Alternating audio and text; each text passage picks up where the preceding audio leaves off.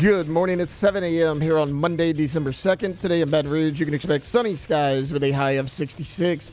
In hour one of today's show, we'll recap LSU's big win over the Oklahoma Sooners and talk about the latest with the transfer portal. You can follow us on Twitter or Instagram at OTB_ESPN and watch us on YouTube at the 104.5 ESPN channel.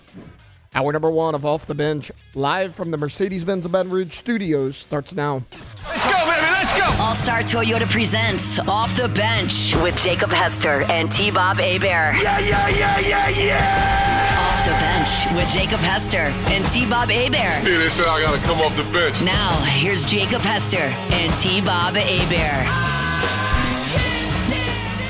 Yo, what's happening, good people out there in Louisiana? It is Monday, December 2nd, 2025. How about it, guys?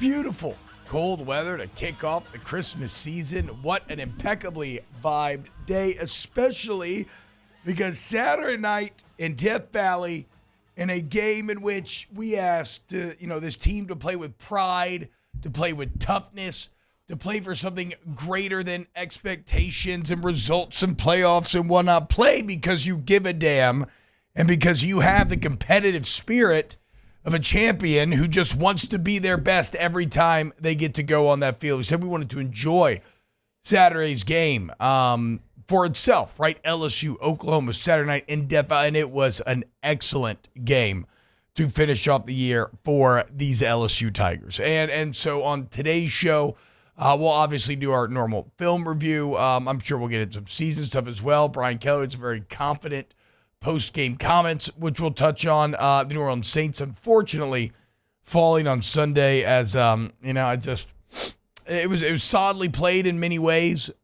Just couldn't, some missed opportunities early on, couldn't quite finish, and then injuries again. Injuries came back again. So we'll talk about what that means for the Rizzler, whatnot, and everything else. But I think it's going to be a very fun show today. Shout out to all the parents dropping the kids back off at school this morning. And, let's have ourselves a great show. Jake, what's up, man? How you feeling? I'm feeling okay. There's probably some people that are hurting after, not having to do the drop-off, probably being off work for a long, extended period of time. But I'm glad to have you back in the cars and listening to OTB here. It was a great weekend. I know we'll get into every single aspect of the game, but as you mentioned, it was so good to see how much pride they had. They didn't care what uniform combination they were wearing. They just went out there and played hard, and that was a great way to finish a regular season. Is it what you want? No, and we'll get into that, but it's still to finish strong the last two games of the season. That's all you could do at that point once your record was what your record was. So it was nice to see them do that, and now we wait to see which bowl game they're going to go to. Alondra, how are you doing? You're probably pretty happy. Your Longhorns stamping their ticket. It was a pretty great to the playoff weekend overall in football. Georgia Tech game was awesome. So good. It was so good. Hurt, though. Yeah, the UT game was good. We won at versus Oklahoma. Yeah, great weekend all around. Tay, what's up, dude? What's going on, guys?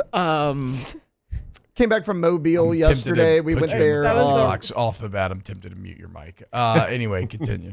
You went to Mobile? Mobile? I was getting there, yeah. T-Bob got mad after one word. We went to Mobile this weekend. There's like a huge Christmas lights display, and my mom had been wanting my entire family to go for years now. So my sister and her husband go, me and Victoria go. We all met up there in Mobile and just stayed the weekend out there, had a good time, and came back yesterday. You should have told me. I'm like a Mobile expert at this point. Well, he really is. He can get lost in Mobile, but he can find himself. We didn't technically all the hot spots in Mobile. Okay. So the Christmas light thing is in Mobile. We stayed more towards like Gulf Shores, Foley area. Okay. Man, you didn't want to go see the lights in Natchitoches? Come on now. We've just been a bunch of times already. I've never seen this before. All right. Let's go ahead and dive into our film review and get this thing started.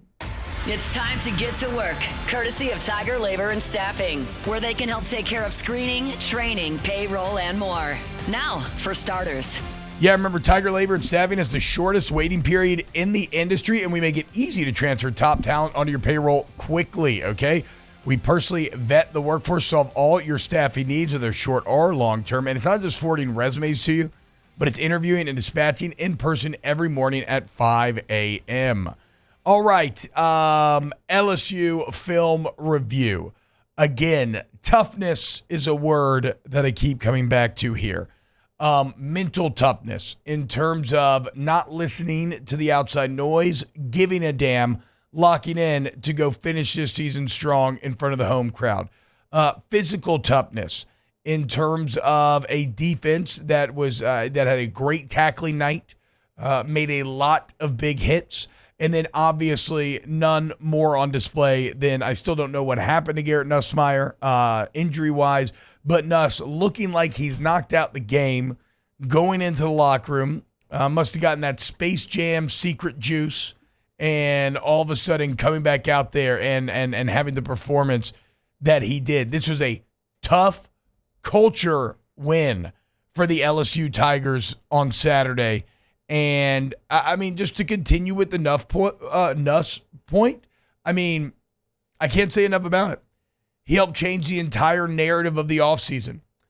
When he was down, and, you know, I'm not trying to be a jerk to A.J. Swan or anything, but, you know, he had a couple real opportunities, Swan did there, in his possessions to try to make you feel okay about the situation, and it made you feel way worse. And at that time, and we'll get to the Aaron Anderson kick return, which was absolutely massive, but at that time, it was very hard to see how you were going to be able to win this game without Nussmeier. Maybe you could have because the defense was so elected, maybe so, but it was going to be an uphill battle. And then he comes back, throws that touchdown immediately. Again, changes the entire tenor of the game and the entire tenor of the offseason. And also, Jake, really, I think, should have you very excited about his potential should he return again next year. Because like we said, this was his first time experiencing the rhythm of a season. Mm-hmm. To go through the slump that he did for a month and then to finish with the final two games that he did here speak very highly of a quarterback that has a ton of still untapped potential. So tough culture win for this LSU Tiger football team. Yeah, there's some like diabolically wild comments out there for people that still don't believe that Garrett Nussmeier can be the guy moving forward. But I think he showed you in the last two games exactly who he can be. And this is his first season starting. Yeah. And I realize that the quarterback play here in Baton Rouge as of late has been elite. You've got Joe Burrow, you've got Jaden Daniels. So I know what the standard is. But still, Garrett Nussmeier in his first year certainly looked different than even those two guys in their first season in the purple and gold. And also, like, this is somebody that this is his first time. You're right. Like, the rhythm of the season. This is the first time that he's been the starter. This is the first time that he's gone through the totality of a season. And,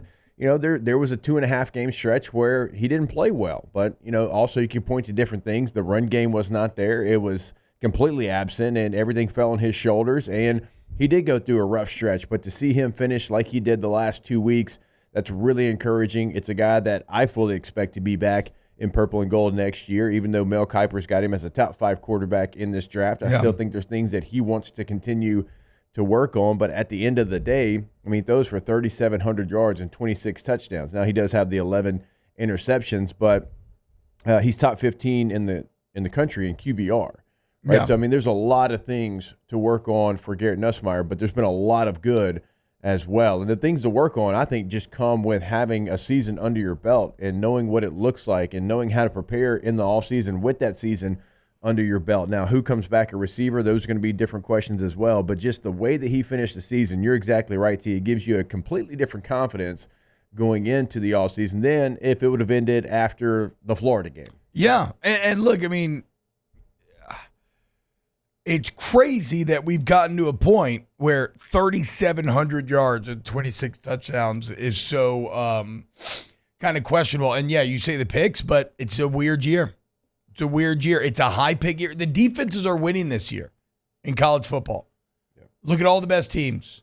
Look at Saturday, Ohio State, Michigan. Defenses, it's the same thing as the NFL. The defensive meta is currently winning the game of football. If I'd have told you before the season, Jake, I don't think many people would have expected. Here's the 3 guys with the most interceptions in the SEC. Carson Beck leads the way with 12, Garrett Nussmeier second with 11, and Jalen Milroe third with 10. Yeah. Those are the guys who we thought would be the best quarterbacks in the entire SEC. And you can take it across the country. Kyle McCord, who is the top passer in the country, he's got 12 interceptions. Yeah, it's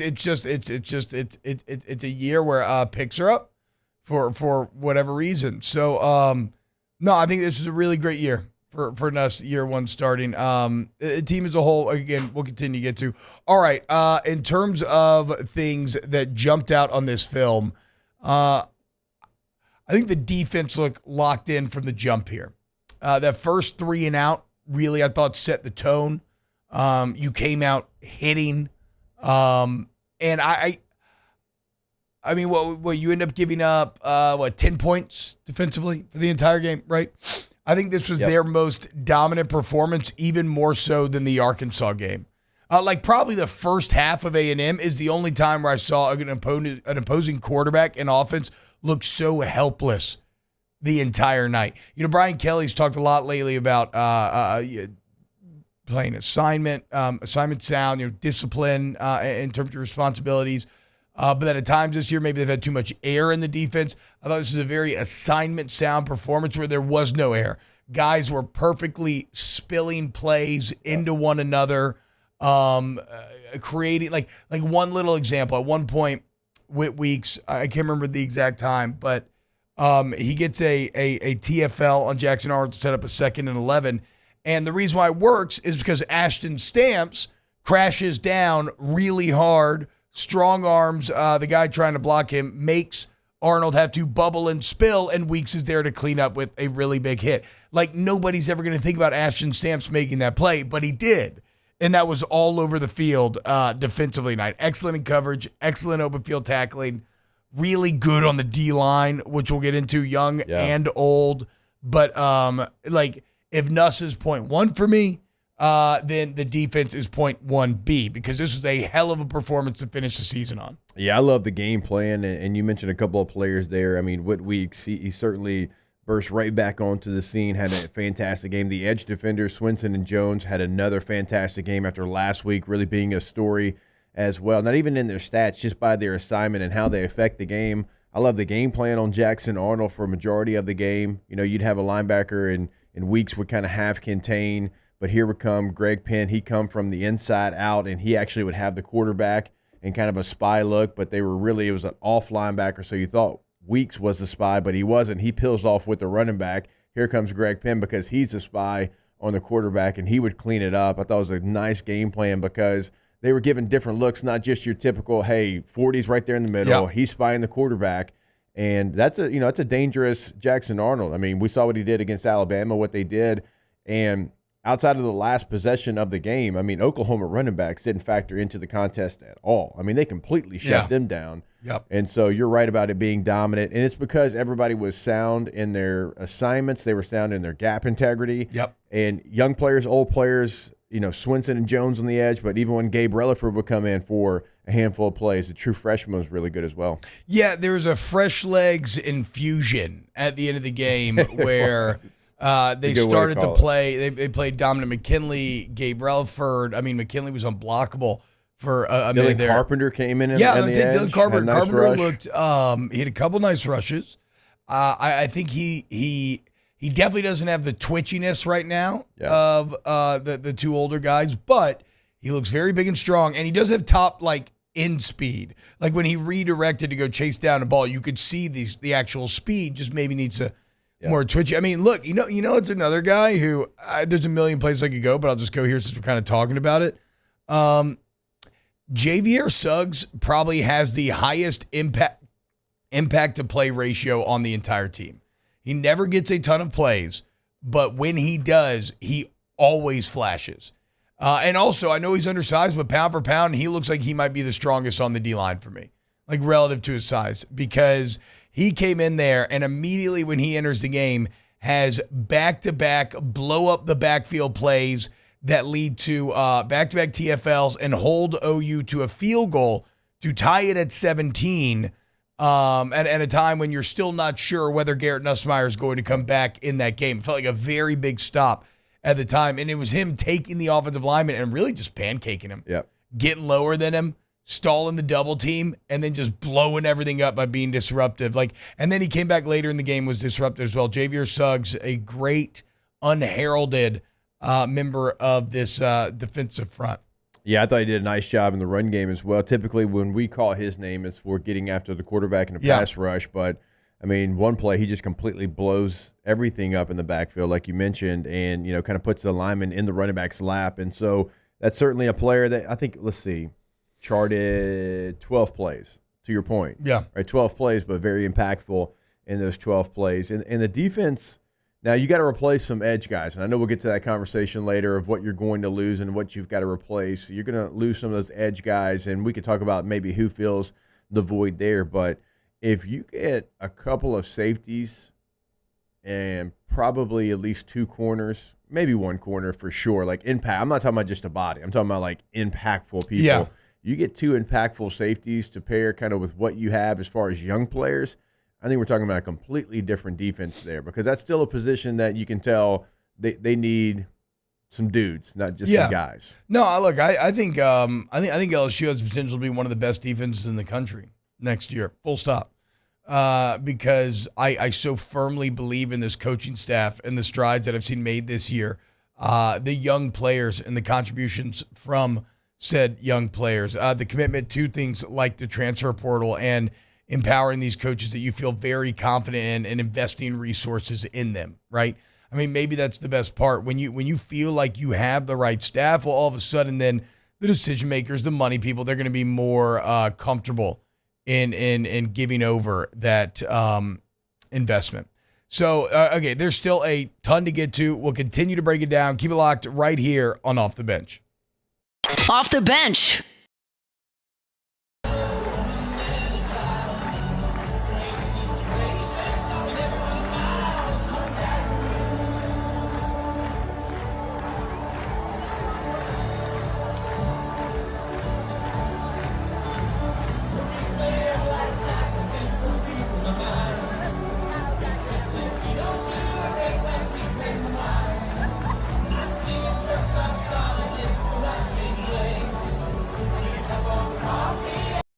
Dylan Cruz here to tell you about Six Rings Baseball and Softball Camp. If you live on the North Shore and play ball, go to Six Rings Camps with former LSU assistant coach Dan Canaveri. His knowledge is second to none, and your child will improve and have fun doing it. Camps were held at Coquille Park and Six Rings Academy in Covington with 4 sessions over the summer. Full day and morning only sessions are available from ages 7 to 13. Go to sixringsbaseball.com or call 985-206-9096. Learn the game to love the game.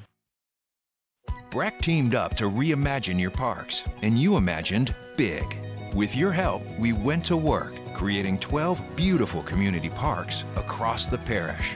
A family-sized water park, miles and miles of trails, and parks just for your dogs.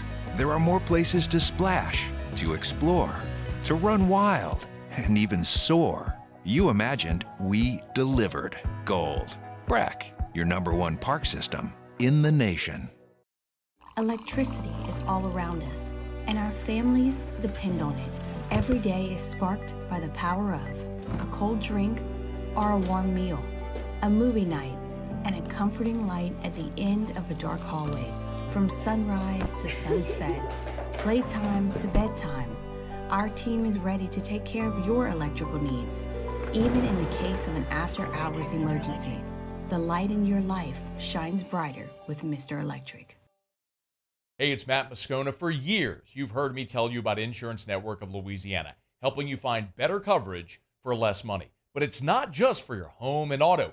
They also offer commercial properties. So, retail stores, professional offices like doctors, dentists, attorneys, clothing boutiques. Insurance Network of Louisiana can find you better coverage for less money. They service the entire state of Louisiana, and they're local. So call today at 293-0450 or lainsurance.net.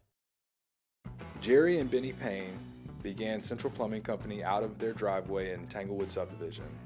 50 years later and 4 generations down the road, we continue to serve Baton Rouge and the surrounding areas for all of their plumbing needs. Residential, commercial, industrial, or hospitality, Central Plumbing is here 24/7, 365.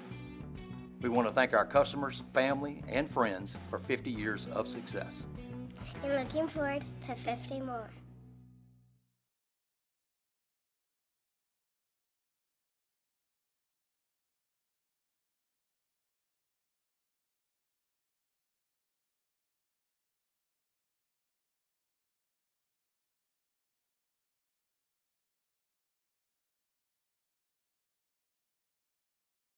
(2644) for Gulf Coast Office Products. If you're tired of erosion and mud and want your lawn looking its best, winter is the easiest time to lay grass sod. Let Quality Sod help you select the perfect grass for your lawn. For winter sale prices, call 610-4842 or QualitySod.com. If you want your ride to shine, swing by K-Falls Auto Detailing near Siegen Lane in Baton Rouge. With 30 years experience, we've got the skills for top-notch detailing and ceramic coating. Find your package at kfalls.com. That's KFAULS.com. Let us handle the details.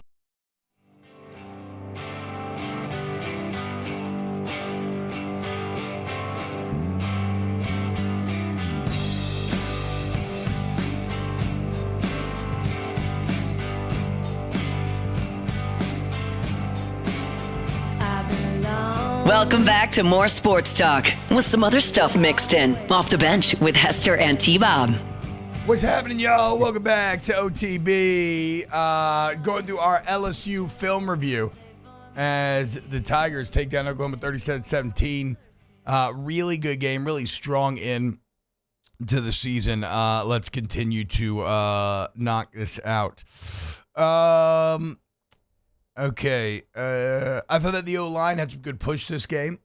It was one of the things that I was most concerned with coming into this matchup. Yeah. After what Oklahoma was able to do to Alabama. Now, it wasn't like, a dominant push, but it was good enough. It was a push. This game. Yeah, it was good enough. It was more than we've seen at times this year and overall, except for maybe one massive gaffe, the forced fumble touchdown where DJ Chester just got beat. Guy got on his edge, got on his hip, and he couldn't recover.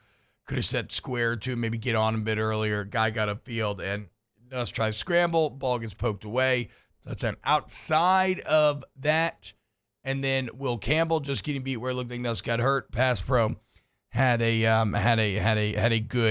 good night. I mean, you can see how dangerous Nuss is when he has a clean pocket. There were multiple plays there where you could feel way before the ball was released that good things were going to happen simply because he was kind of unbothered back there. Yeah, I want to ask you about the Will Campbell one because, doing the broadcast and you have a fourth down situation, you're trying to hurry up and kind of set what happened, and then you get to the line of scrimmage and they had a 4th and 1, I believe. And so they got it. And it was pretty clear that they got it, but you never know. And so they want there to be a review or whatever. So they hurry up. They get to the line of scrimmage. Like, was he not ready for the play? Because it was like he never really got out of his stance. Yeah, I was going to say, it's interesting you say. I mean, what I, in my opinion, what I thought it looked like was just kind of spaced out for a second, And what it does to me is it reinforces how high the stakes are at that position, right? Yes. You have one mental lapse where you're not 100% locked in, and look at what can happen. Yeah. Because it wasn't like, I mean, again, this is a credit to Campbell. I can think about the times that he got beat this year just off the top of my mind and see them almost exactly. Yeah. Because that's how rare it has happened. But this wasn't like Kennard beating him with a really great up and in move. This wasn't Landon Jackson beating him with some elite hand fighting. Like you said, he just didn't really get out of his stance. He was. I think I wrote that he did not set with his normal composure. Yeah. And that he was kind of out over his toes, and it just looked like he spaced for a second. And he was just leaning over. Guy beats him, blows up Nuss. But again, it's more of, to me, that it just shows you that, like, kind of the brutality of being an offensive tackle, why those guys get paid so much, because on any given play, if you do end up having that mental lapse, that's what could happen. Can nearly lose you the game. Yeah. Now, credit to Campbell. It's the only time I've ever seen that in his entire career. Right. But yeah, outside of that play and the DJ Chester play, I thought the offensive line had a really good night. Really proud of Paul Mabinga. Definitely not perfect. his best in pass protection. Yes, still not perfect, but has gotten better every single week he's been in action. And that was a big ask of him. And again, he had to deal with the same thing I said about last week. He had to deal with a ton of very vocal criticism and it was deserved after that Alabama game. But he continues to get better every single week that he's seen play, and it makes you excited now for, okay, like as we figure out next year's offensive line, seeming more and more like the rumors are Emory Jones is going to come back. You feel confident in Mabinga now. You got Chester. Okay, you've developed some guys here that you feel pretty comfy with coming in next year. Yeah, and you take a look at if you can get Emory Jones to come back, and, it's trending in the right direction, but certainly you never know until it actually happens. But if you get him to come back and you start talking about who you can pair him with, now you certainly lose a lot with Frazier and Dellinger and Will Campbell. You probably still have to do a dive into the portal. I think you would feel comfortable going to get a pretty badass tackle there in the portal, but now you've kind of got your interior figured out. Yeah. And you're going to need other pieces, and maybe there's a player, Tyree Adams, that they feel like can develop to be a starter. You don't want to, not have your guys who you develop step in and have an opportunity as well. But if you can get Emory Jones back, I mean, that gives you 3 returning offensive linemen from a group that certainly can continue to get better. But in the pass blocking portion of it, you would feel comfortable. It would still just be the run blocking and the running game that you would still probably want to see go up. Yeah, I think, again, we've talked about it. You do kind of what Ole Miss did. They felt, they kept all their linemen. They brought in other guys that had starting experience, and then you just let the competition take over. Because you do need a bit more depth there next season, ideally. Oh, yeah. Though everybody could use more depth in the offensive line in the modern age because guys transfer. Another thing offensively, Mason Taylor, not a huge volume stat game, and this has been the case the entire year. His ability to come up with the conversions when you need them, it's just uncanny. Every time on third down, you need to move the chains, you find Mason Taylor. And they're tough catches a lot of times. Sometimes they've been, easy, good play design. But like the one against the sideline early on, tough catch, easily comes down with it. I mean, sneaky, huge 3rd and 4 right before half. Nuss had just come back in. You're on the verge of going 3 and out. He gets you the first down. Next thing you know, it's a touchdown. So Mason Taylor with some kind of hidden contributions this game. And then, speaking of the touchdown, Chris Hilton. There you go. It took longer than expected. We've been waiting on the Hilton moment all year long, but here it is. You finally see the impact that you can have when you have that guy that can take off the top. Like there should be the bottom line is that no defense should ever feel comfortable going one-on-one with Hilton with no safety help. It just frees up the defense way too much. It gives them way too much latitude from a play calling and design standpoint. And as soon as you make them pay, well, then the final element of this LSU offense is unlocked. Because all of a sudden, that's in the back of their head. They can't sit on things, squat on things as much. They can't make you. They can't lean in the fact that you like to play a lot of East and West. Like they have to respect that shot. And if they don't, you make them pay again. And on that first touchdown, I mean, for that to be the drive that Nuss comes back in the game on, like the context of it, tied right before half, going to half with the lead, perfect throw, beautiful, super high degree of difficulty catch, even jumped a little bit on that first one. Just loved seeing those Hilton plays. And while it does cause a tinge of sadness that this wasn't, that it didn't work out for it to happen earlier in the year, better late than never from Hilton. Yeah, it is funny. Like you start thinking about, man, gosh, if he's healthy, and because we talked about Hilton all spring, all fall camp, because he was doing those things that you saw on Saturday consistently in the practice leading up to the regular season. And then he gets injured. We know that. And then he's rusty when he comes back. But you're kind of wondering, man, in the A&M game and the Florida game, if you could have just converted one of those, how different does the game look? But still, here in this game, he showed you exactly kind of what we all saw leading into the regular season. And, it's a player that has a specific skill and a skill that not many have, where he can just outrun literally anybody that you put on top of the defense. And it's something LSU's been missing. They've got good receivers, but no receiver could do that. And then when you have that, it opens up so many different things. It opens up, obviously, him himself, but also just everything underneath. Like you mentioned, T, just starts to work a little bit better. Mason Taylor, Anderson, Lacey, Daniels. Yeah. And so, that's something that this offense with a quarterback with that arm, it's almost a must now that you've kind of seen exactly what it can do. Yeah, crazy high degree of difficulty on that first catch, too. Yeah. Second one, beautiful play design. Aaron Anderson clears out the safety, kind of gets him to bite, and Hilton's wide open. Makes a good layout catch for sure. But that first one, kind of back shoulder, twisting in the bucket, on the sideline, not a lot of room to operate. Again, right before half. What a high point moment that was for this LSU offense.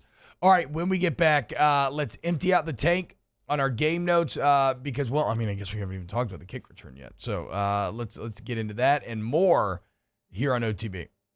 Off the bench. Go to All-Star Toyota of BatonRouge.com, All-Star Toyota of BatonRouge.com.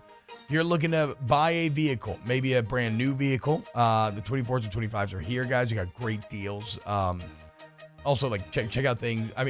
The new designs are just incredible, whether it's Sequoia, Sienna, Tundra.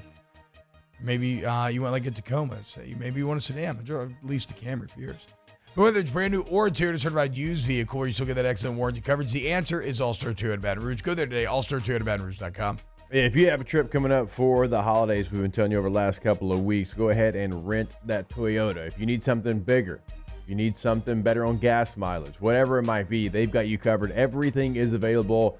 Buying new, leasing, renting, if they offer it, it is available in all three of those processes. So go ahead, call Miss Lisa Sessions today in that rental department to get it reserved for your holiday vacation. And go to the website as well, allstartoyotabatonrouge.com.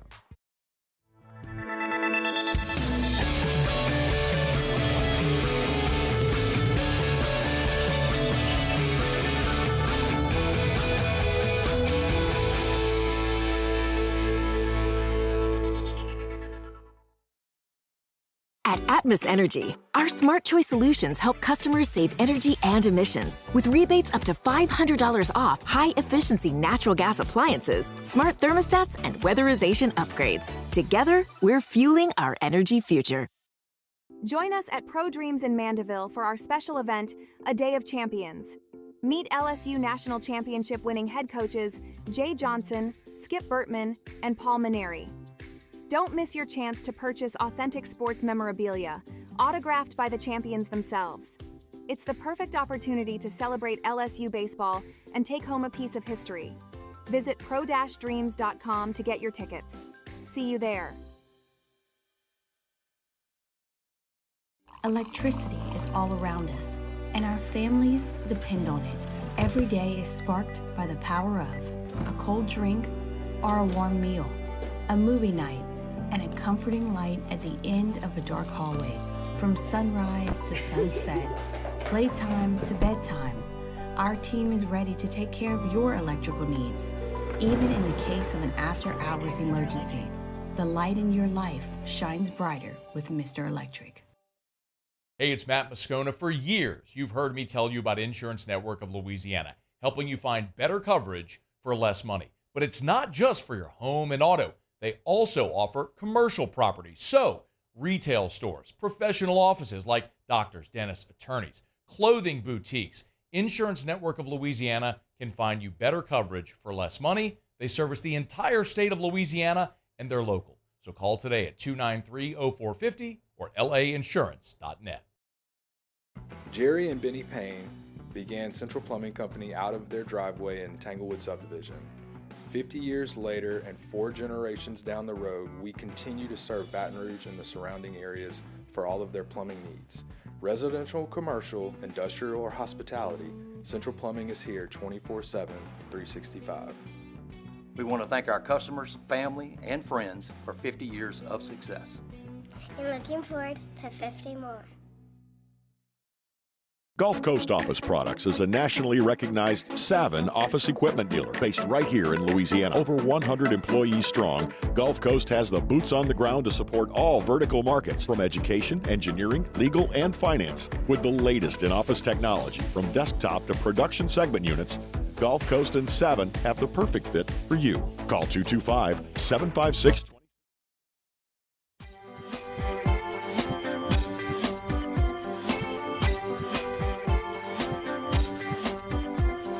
Welcome back to the best morning sports show around. Sorta. It's Off the Bench with Hester and T-Bob.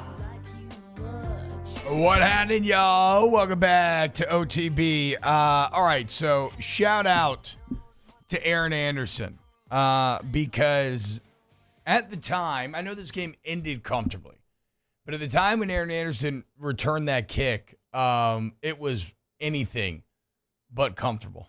In fact, they say things are darkest before the dawn. Like, that's where you were. Your general had just been cut down in front of you, with kind of his main stalwart knight being the one who allowed it to happen. You've, at that point, controlled the game the entire time, outside a couple of plays, right? Like, outside of the sack force fumble, the deep pass. You had really controlled that game, but all of a sudden you look up and it's 14-10. And to make you more insecure, it's 14-10 because of a deep pass and then a big QB run. Nuss at this point feels like he's out, like no question. Right? I thought broken collarbone, separated shoulder, whatever. The way that all that weight came down, the way that he was laying there, clearly not even thinking about getting up, thought he was done. Goes to the locker room, injury tent for a while. Again, darkest before the dawn. And it's at that point, like Gandalf in Two Towers, look to the west. Aaron Anderson was that harbinger of light, the herald of the sun, as he got his opportunity. Not normally his position, the backup, right? Xavier Thomas gets nicked up a bit. They didn't feel comfortable with him kick returning. Aaron Anderson gets his opportunity, and he said, I'm returning this thing. Because remember, he had one earlier that went out to the 20. He's like, if I get my hands on it, I'm going. And sure enough, he did. He made an excellent look. So he hesitates right when he gets the ball, kind of sees where everything is, makes an excellent read, hits the Jets, and finds a way. And it's a team game. You had Devon Keys with a really nice double block. Managed to get involved on two different guys that return. You had Malachi Lane get a great kind of get your ass out the club block. Javian Toviano had a nice block, which helps bring it. Deshaun Spears had a nice block. And that's why special teams matters so much. It's a way to contribute no matter who you are, even when you don't normally get the opportunity to. And so the team came together there, spearheaded by Aaron Anderson, comes up with that return touchdown and kind of evens the scales. Okay, you got an offensive touchdown, we got an offensive touchdown. They take the lead back in a game, which you dominated. You didn't know Nuss was coming back at the time, but it was the exact salve that team needed to stop the spiral that was threatening to consume them. Yeah, without question, because at the time you don't know what Nussmeier is going to be when he comes back in, and you're like, oh, man, I saw the offense, with the backup quarterback in, and it's just not going to hit. And so, like, what do you need? You need an explosive play. Only the second kickoff return for a touchdown in Tiger Stadium since the late 80s. Yeah. Trey Palmer had one in, I believe, 2020, and this is the second one. Think about that's Trendon insane. Holiday, Eddie Kinnison, Kevin Falk, Buster Davis, Patrick Peterson, Tyrann Mathieu, all these dynamic returners you've had, but at home you haven't really had that opportunity. So this is rarefied air, to say the least. And so this was, at that moment, like literally exactly what you need. It gave Nussmeier a little bit more time to get warmed up, to kind of make sure that he was ready to go. It gave you a little bit of a cushion as well to, take a deep breath and feel like you were okay. So this play coming at that time, that's why he got a game ball after the game, because of not only what it was, but when it was. And the Aaron Anderson renaissance continues, Yeah. Guy just has gotten better and better and better all year. By extension, second special teams thought, shout out Aaron Burrell, because right there you see how dangerous a kick return can be. I mean, there's nothing more upsetting than what Oklahoma experienced at that moment. You've been battling. You just took the lead back, and it's evaporated in the snap of a fingers, in an instant. It's such a demoralizing blow. You look right now, LSU third in the country in touchback percentage. 90% of the time, it's been a touchback. More impressively, Jake, first and second are Arizona and Louisiana Tech. Okay. They've had 56 kickoffs and 56 kickoffs. You've had 74. Yeah. So a way higher chance of not executing and yet executing at the best in the entire country level. So shout out Aaron Burrell, who knows how much yardage, how many big plays, how many drives that he's saved throughout the entire year with his consistency. You know, I was watching. Kickoff. Yeah, you're right. I was watching the Vanderbilt-Tennessee game. You know, Vandy returns one for a touchdown, and I took a screenshot and sent it out to the LSU broadcast because I'm like, hey, what we talk about with Aaron Burrell, this is why. Yeah. Because it is such a weapon. Because you're talking about, like, in the SEC, you've got a dynamic guy back there. Yeah. He doesn't get many opportunities, but it's why, look, if you're LSU, you've got Xavier Thomas, you've got Aaron Anderson, you've got guys back there finally that, you know, are a true threat. It's what we complained about for like 3 years because you didn't have a threat back there. You're supposed to when you're in the SEC. So, yeah, Aaron Burrell having that weapon, that's something. Remember, he's only a freshman, so you got, hopefully 3 more years of that. Okay, let's just empty out the tank here on game notes. I love seeing Kamorian Pimpton come online, get a couple of big plays. It's another young player who could play a large piece of season. Interestingly enough, Jake, he seemed to be doing the Trey'Dez Green role. Am I crazy? Like, I feel like they were lining him up like they've been lining Trey'Dez up, kind of out there at wideout a little bit. I mean, he was lined up in an F position at times. Not quite as much, but yeah, it was definitely more F than it was Y. They the second big pass that he had was a really nice play call that plays on LSU's tendencies, where we've seen them screen it to Aaron Anderson about a trillion times this year, right? So they line up like they're going to do that. They got Pimpton in there, big guy. You think, okay, Pimpton's more blocker. They don't throw them a lot. And sure enough, like the DB's bit hard, and then you run that little scissor. I don't know what the actual combination would be called, but yeah, Pimpton ends up wide open down the sideline. Did you notice how they set it up? All right, so what do you mean? So technically, that was the third time they ran that look. Yeah. Okay, so it's basically, it turns into a little bit of you have 3 options, so a little bit of a triple option. You have the ability to hand the football off to the running back coming across the formation. You can throw the screen to Aaron Anderson, or you can do what you did to Pimpton. So it's not built in for so Pimpton they have to be watching to see if they throw the screen and they just plot. So you have the play call is going to have 3 different calls that you can come from. Okay, so the first time they run it, they throw it to Aaron Anderson. It's a nice 8 to 9 yard pickup. All right, and so they come back and they're about to run not the next play, but later in the game they come back, and so same formation, same motion, same everything, and they're about to hand it off to, I believe it was Williams coming across the formation, and then they called a timeout. I don't remember if it was LSU or Oklahoma, but they called a timeout. Well, Nussmeier gives the ball to the running back. Yeah. Right? So it looks like, okay, they're about to run out of the same look. Well, they come back out of the timeout after they stopped the play before it happened, same look. Oklahoma's thinking running back or screen. It was a perfect setup by Joe Sloan because they had just seen them before the timeout hand it off to the running back. They're thinking, oh, well, same play, same motion. They're either going to hand it or they're going to throw the screen. They're not going to do the fake block, tight end seam, down the sideline. That's what I'm saying. But the fake block seam, that is called before. That part's called. It's setting up all 3. Yeah, exactly. 3 different things you can do in that play. But it was set up because of them using a timeout, them showing that they handed it to the running back. And so everything in Oklahoma's mindset was they're going to run the football, or at least they're going to throw it at the line of scrimmage there. So the fact that they called that in that moment was the perfect time to use it. So great call there. The Caden Durham long run may have been the best blocked play of the entire year. Would have loved to see him find a way to finish that one in the end zone. Barely got tripped up. We mentioned Binga. Mason Taylor, 3rd and 7 catch right before Nuss got hurt because, of course, it was a big 3rd down catch.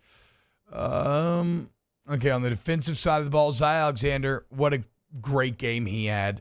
Physical, excellent in coverage, machine open field tackling, firing up so fast when they would try to dump it, hitting hard, finishing the tackles. Devon Keys has been playing great, man. Does not look like a freshman out there.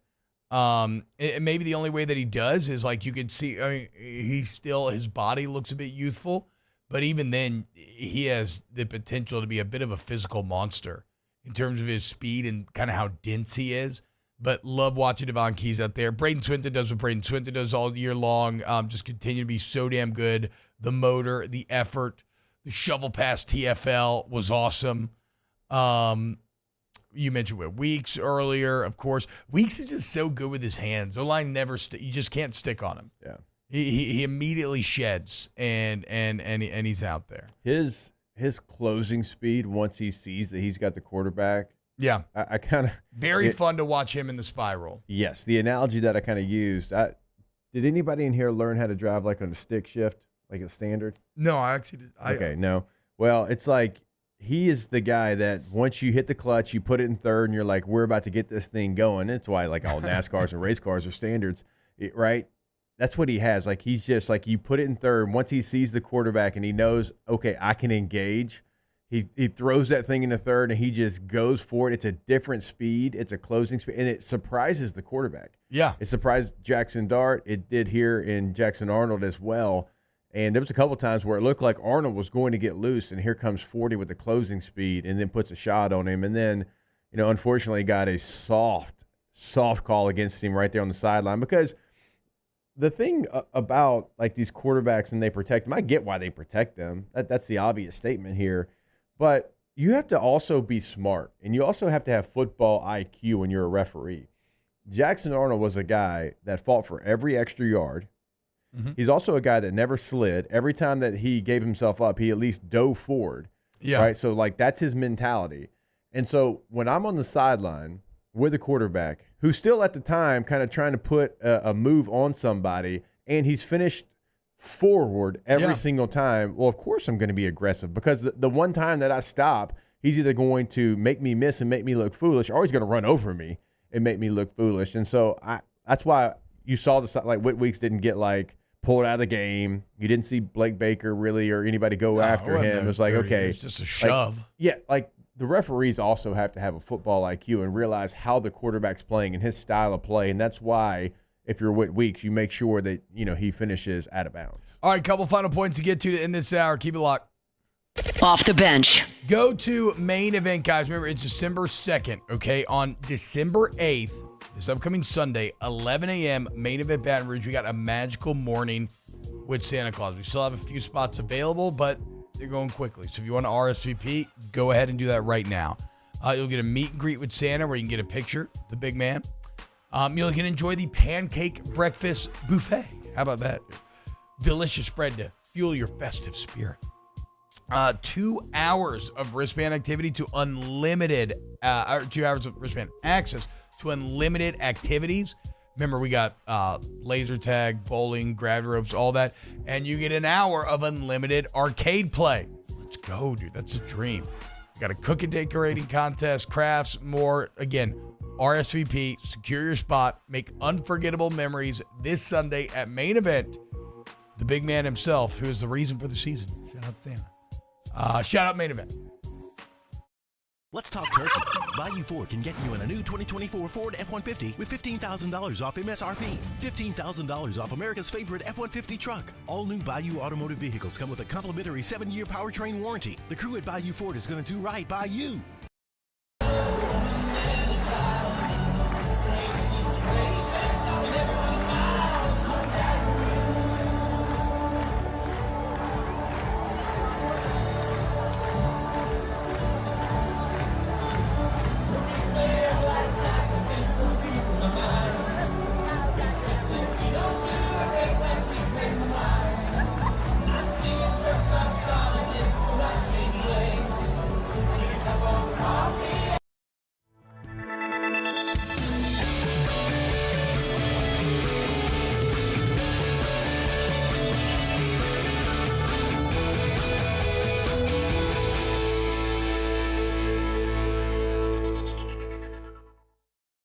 Gulf Coast Office Products is a nationally recognized Savin office equipment dealer based right here in Louisiana. Over 100 employees strong, Gulf Coast has the boots on the ground to support all vertical markets, from education, engineering, legal, and finance. With the latest in office technology, from desktop to production segment units, Gulf Coast and Savin have the perfect fit for you.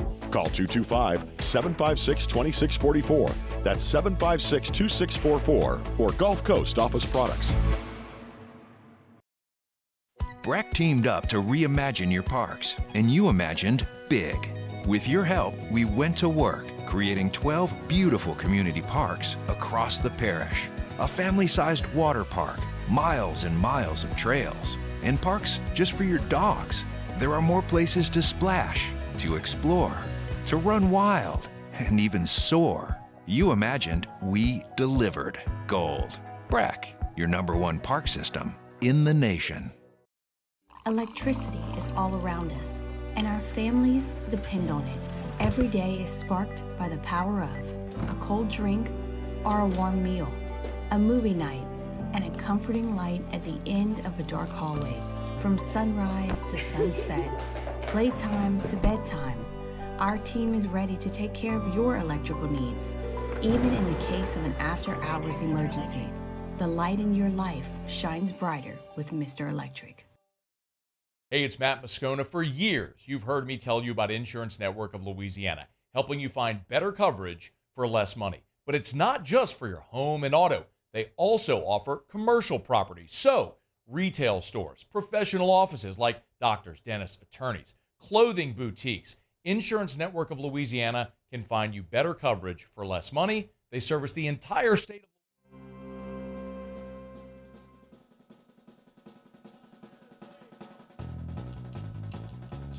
How quickly will this segment leave the rails? It's Off the Bench with Hester and T-Bob.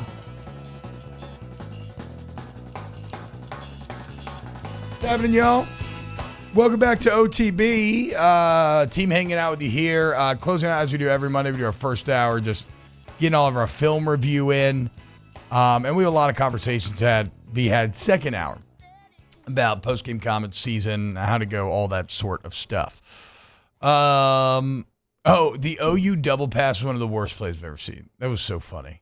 Did you see what the offensive line did? I didn't notice it at the time. I was celebrating the pick too hard that I missed the replay.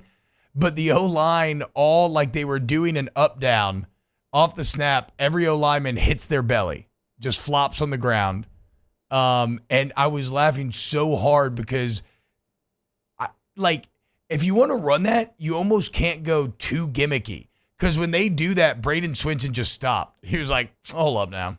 Like, you want me to go chase the ball after y'all just did that? Yeah. Like, he just stopped and just looked at Jackson Arnold, just stood by him. And then I don't know why Tin tried to throw that ball. That was a brain fart and a half, dude. That was so funny, dude. That was the worst play I've ever seen. Leroy Jenkins in real life. That's a redshirt junior also that threw that up in the air. You know what I'm saying? Man, dude. Like, that wasn't like a freshman where it's like, oh, put this trick play in. I'm going to throw this football regardless. Like, that's a redshirt junior that realized he was cooked. And like, it wasn't fourth down. No, you got to take the sack, dude. You got to take. I mean, they lost him the game on the spot. Golly. And I mean, Brent Venables literally hawked him down because he tried to go to the opposite sideline. Again, I'm not blaming Venables. I think it's awful play design.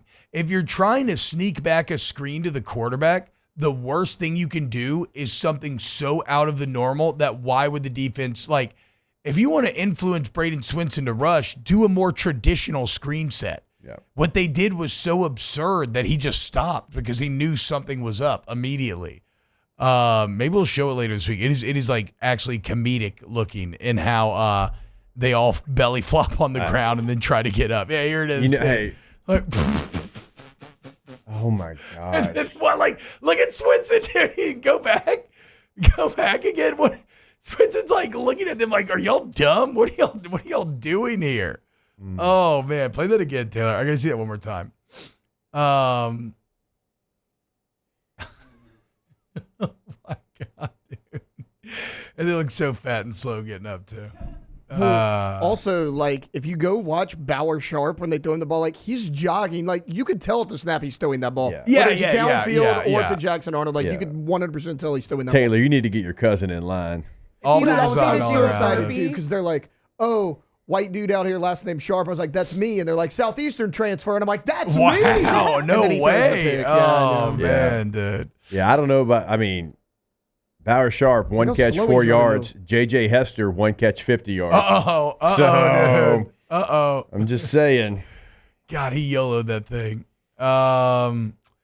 Shout out to Gabriel Relaford.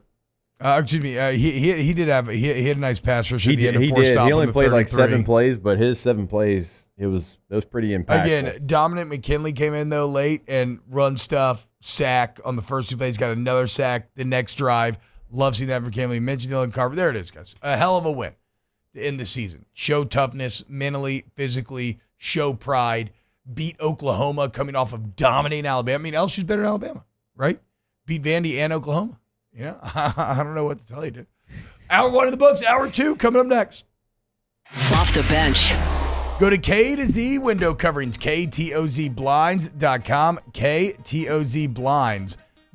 And remember, right now at K to Z, if you are maybe looking for some work, you've never done blind installation, that's okay.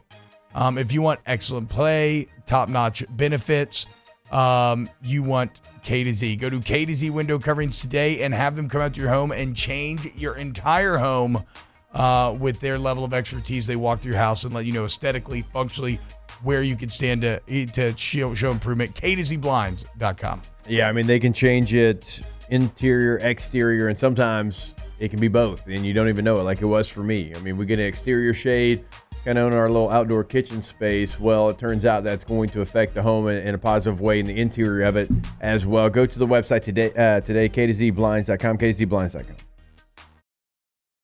It's no secret. The best oysters in Baton Rouge are at Jolie Pearl Oyster Bar. Enjoy mouth-watering South Louisiana flavor and oysters from all over the country. And don't forget our nightly drink specials.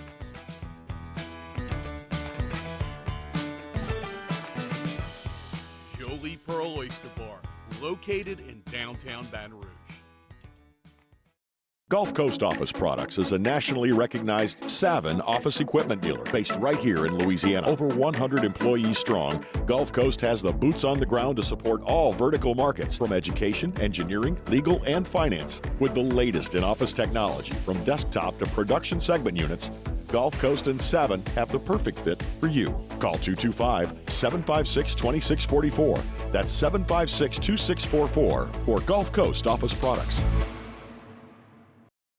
Dylan Cruz here to tell you about Six Rings Baseball and Softball Camp. If you live on the North Shore and play ball, go to Six Rings Camps with former LSU assistant coach Dan Canaveri. His knowledge is second to none, and your child will improve and have fun doing it. Camps were held at Coquille Park and Six Rings Academy in Covington with 4 sessions over the summer. Full day and morning only sessions are available from ages 7 to 13. Go to sixringsbaseball.com or call 985-206-9096. Learn the game to love the game. Breck teamed up to reimagine your parks, and you imagined big. With your help, we went to work, creating 12 beautiful community parks across the parish. A family-sized water park, miles and miles of trails, and parks just for your dogs. There are more places to splash, to explore, to run wild, and even soar. You imagined, we delivered. Gold. Breck, your #1 park system in the nation.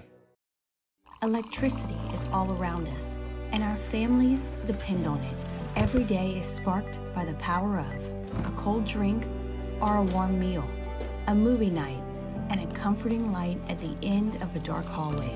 From sunrise to sunset, playtime to bedtime, our team is ready to take care of your electrical needs. Even in the case of an after-hours emergency, the light in your life shines brighter with Mr. Electric.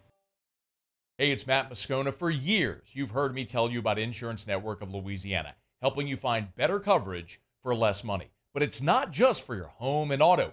They also offer commercial properties, so retail stores, professional offices like doctors, dentists, attorneys, clothing boutiques. Insurance Network of Louisiana can find you better coverage for less money. They service the entire state of Louisiana, and they're local. So call today at 293-0450 or lainsurance.net.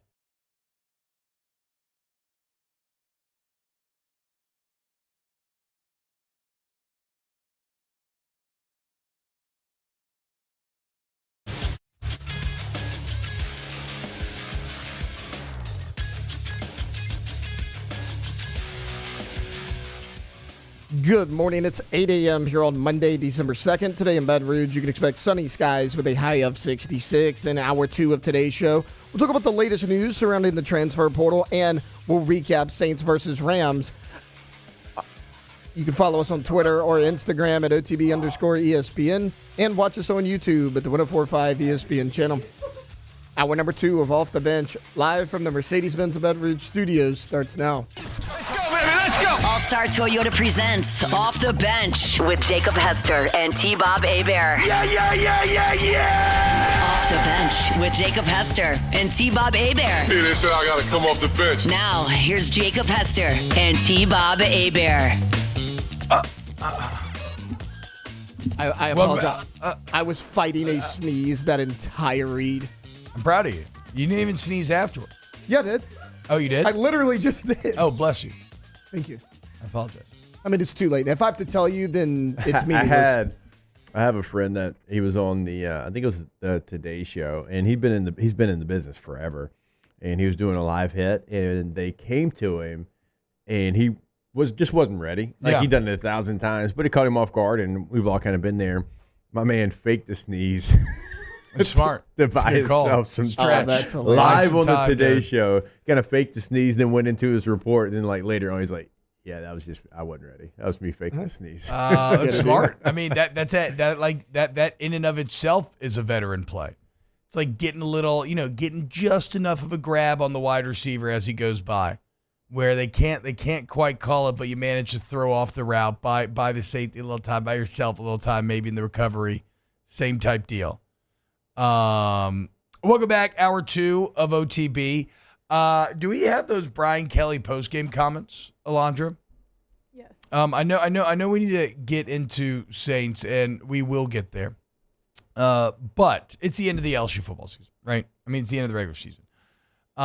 And so a season in review, a post-mortem is, I think, appropriate here. And when you take this, even though, I want to be clear about this, okay? I loved Saturday. It was very fun watching that game and force myself to, like, all week long, not care about, like, playoffs or the future or any of their buyouts or anything like that, and just watch a great football game, see who's going to win between two solid teams. That was a lot of fun, okay? But now it is time to engage in maybe some of the off-the-field discussion. And look, at the end of the year, there was a lot of good, especially early on.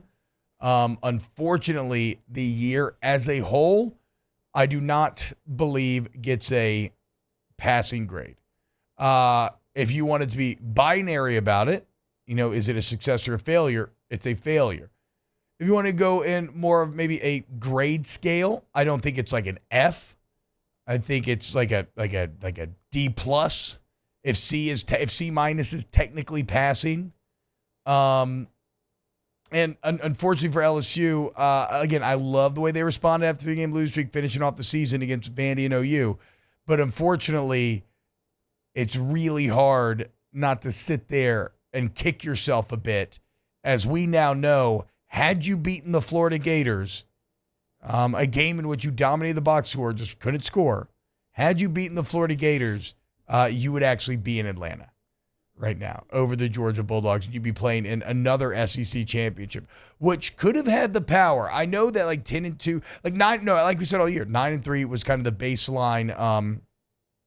That's acceptable.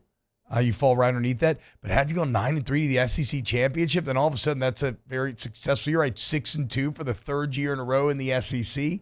And yeah, look, the USC loss, that sucks as well, but probably nothing sucks worse than the Florida one. Because of what was on the line. And whatever, getting out. So that's look, my overtake on this year, by how Brian Kelly laid it out before this, he started judging me on year 3, not a passing grade. Failure. But I like a lot of what I'm seeing going forward into the future. I told you I think LSU defense could be one of the best in the entire country next year. Full stop there. I don't even need to give you context. I think that. I can explain why if you want, but then offensively, if you get Garrett Nussmeier back, I think you should be very good on that side of the ball as well. Like, for all the talk during the bad month of, is he the right guy? Is the program moving in the right direction? I am still bullish on the future of LSU. Though I don't know if I'm quite as bullish, Alondra, as is Brian Kelly himself. Whatever camp you want to jump into, go right ahead. We had 5 freshmen and 2 sophomores on defense today, playing their tails off.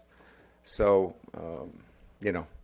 again, we're taking receipts, and we'll see you at the national championship. This team's building. We're excited about them, and we're really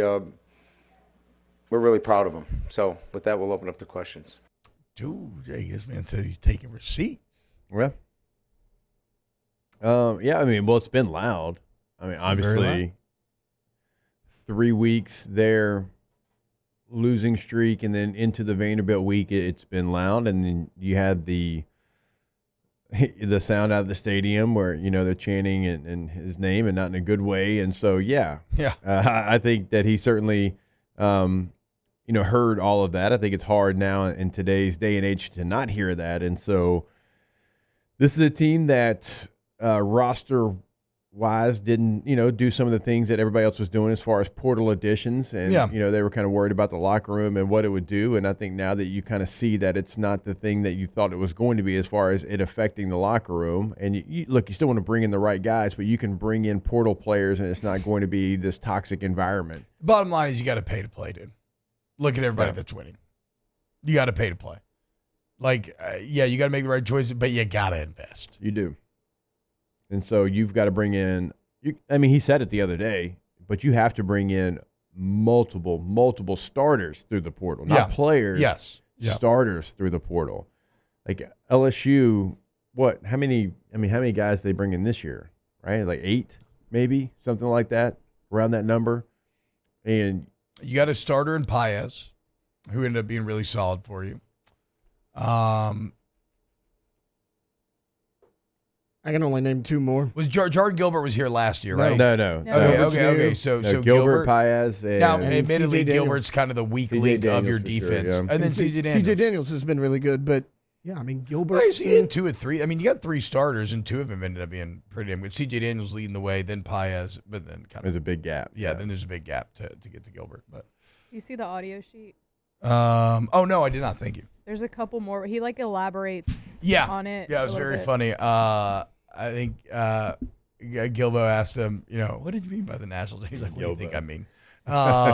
Shut up, Glenn. Glenn was going to press him once he heard that. For sure. You have, bro. Again, everybody can make fun of the journalists all you want. You have to press him.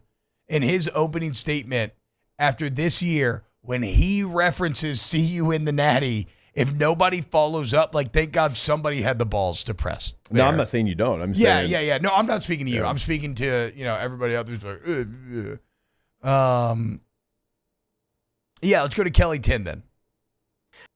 Look, listen. Here's my point. The standard is the standard here, right? The standard. I didn't come down here to go 8-4. I'm not happy about 8-4.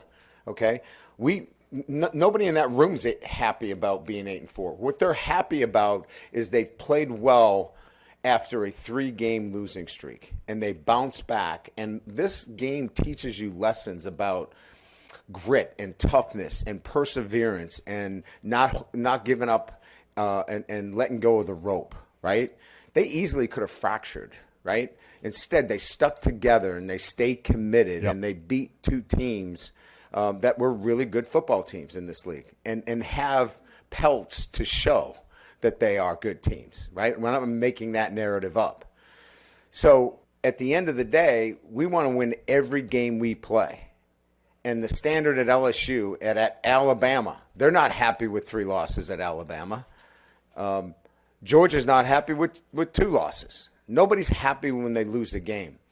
But what I'm happy about in the short term is the way our guys responded to adversity. Mm-hmm. That's why I came in here and said I'm proud of our football team and the way they responded to adversity. So I agree with that wholeheartedly, right? I think it's interesting in that it's a bit of a nuanced conversation where like he said, in the short term, I'm very happy. And I agree with that. I also, as a fan, am very happy in the short term with the finish of this football team because it could have fallen apart each of the last couple of weeks. And sure. it could have ended up in complete disaster mode. And you showed cultural, mental, and physical toughness in your response to adversity. What is this sassy answer here, Alondra? I don't remember this. This is what makes him so. Well, no, just play it. Let's just play it. Let's see what makes him so confident about this program going forward. What else would you like me to give you? I mean, there's 7 players with 1 year experience on defense that just beat the pants off of Oklahoma. That's pretty good. And they beat a really good Vanderbilt team the week before. So, they're 5-3. We played a lot of young players this year. When you take the body of work, we had 3 games that we had the lead late in the third quarter or we'd be talking about are we going to host? So look, I could go on and on about here's where we're going to be in January. In January, well, I'll back up. Yesterday at the hotel, 21 true freshmen made the travel roster. 21 true freshmen.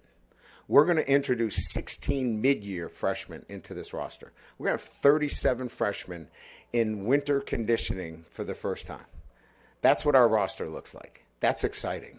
So when you're talking about the foundation for your program, that coupled with having key players come back, they haven't announced yet, but we're going to have some key players decide to come back. That's what's pretty exciting. And when we are finished with this roster will compete at the highest level. So, Kelly, feeling very confident that they finally now have kind of hit on maybe in establishing a bit of that base that they sought to over the last couple of years, and now also more open and understanding of you might have to do more than just filling in the corners in the portal, obviously. Yeah, and that's what they've done. And year 1, it was fantastic. You hit on like all these people you brought in, and it was good. It was a core of your team. Year 2, big miss, I think, in the portal. And then year 3, I'd say more of a miss than a hit, because that's what you try to do. You try to fill in some of the spaces of where you felt like you were deficient. And, sometimes when you go in the portal, it's going to be like that. I mean, there's going to be some teams that have big hauls that just don't turn out. And there's going to be some like Arizona State now is playing for the conference championship after having, massive portal hauls. And so it is tough because it is a little bit speed dating, but you bring more players in, you're going to have a bigger hit rate. Now, you might have more misses, but you're going to have a bigger hit rate. Yeah. And this team needs, like, to go with Keys and McKinley and Bro and Woodland and Relaford on defense, they need a redshirt junior. They need a 5th-year senior or whatever. You know what I'm saying? They need, like, a guy that's been through the fire, a guy that has played big-time moments, a guy that is a game changer, be it from a group of 5 school waiting to get his opportunity at a Power 4 or somebody else that's been in the Power 4 that maybe you played against them.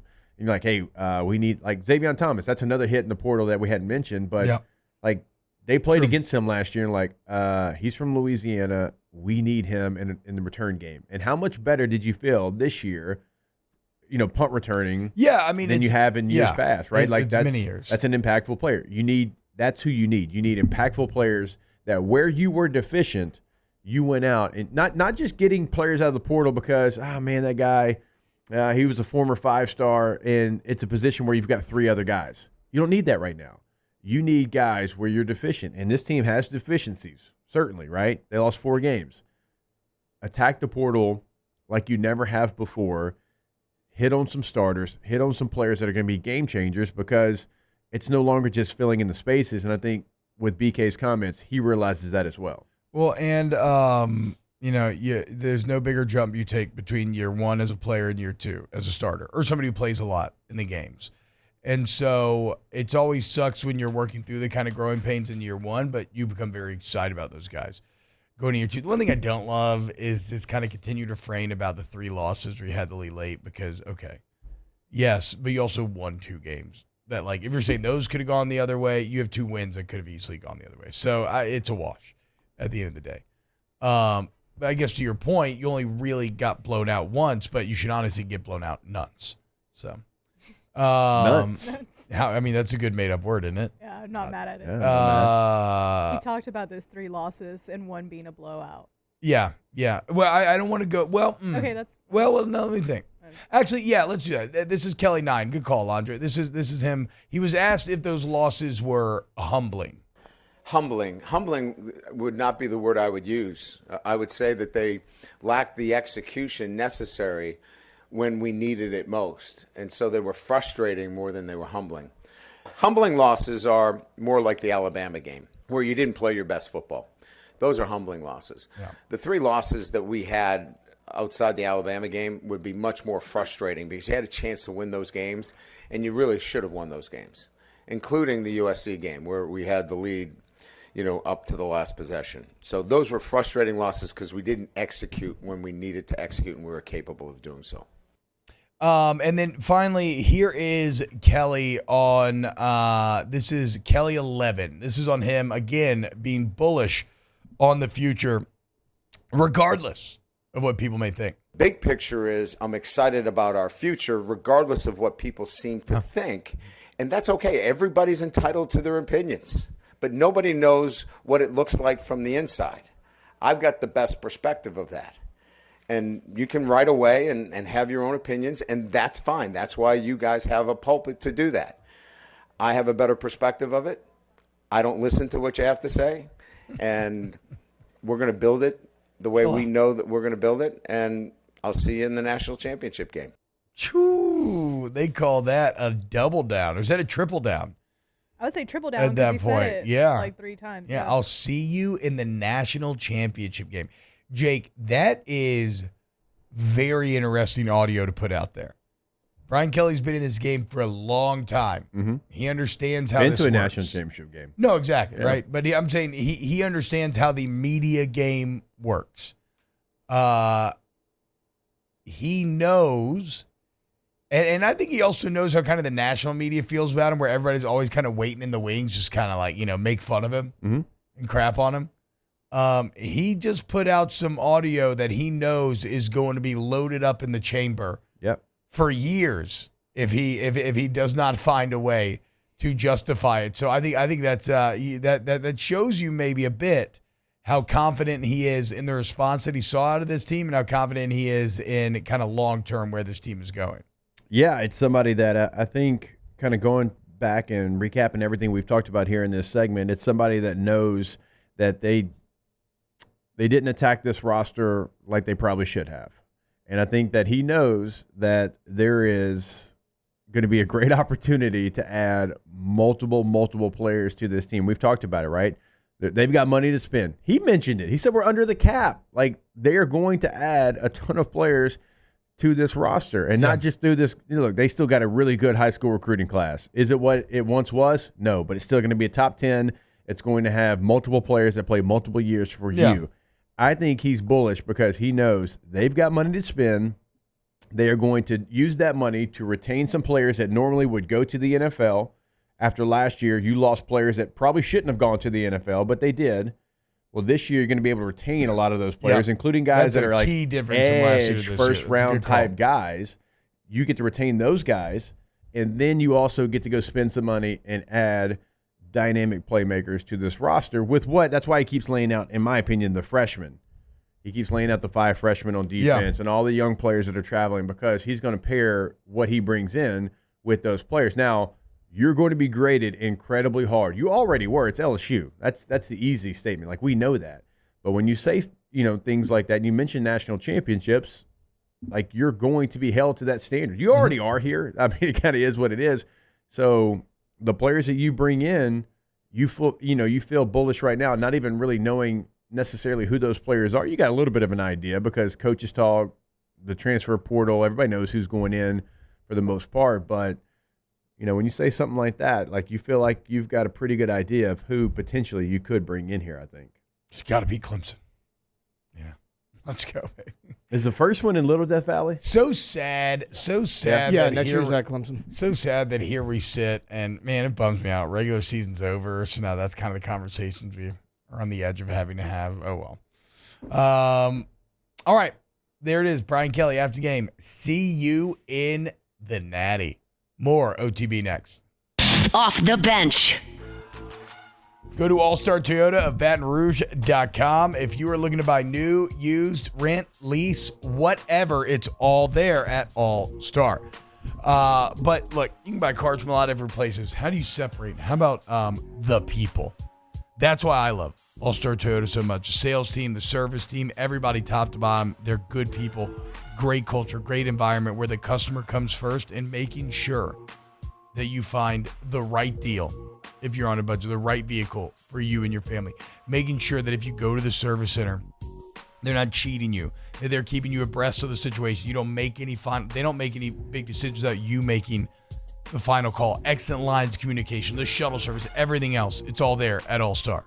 Yeah, it is all there. Buying new, leasing, and renting. Everything's available in all three of those processes. Call Miss Lisa Sessions today in that rental department to reserve your vehicle for your holiday trip. All-Star Toyota of BatonRouge.com.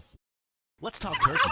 Bayou Ford can get you in a new 2024 Ford F-150 with $15,000 off MSRP. $15,000 off America's favorite F-150 truck. All new Bayou automotive vehicles come with a complimentary 7-year powertrain warranty. The crew at Bayou Ford is going to do right by you.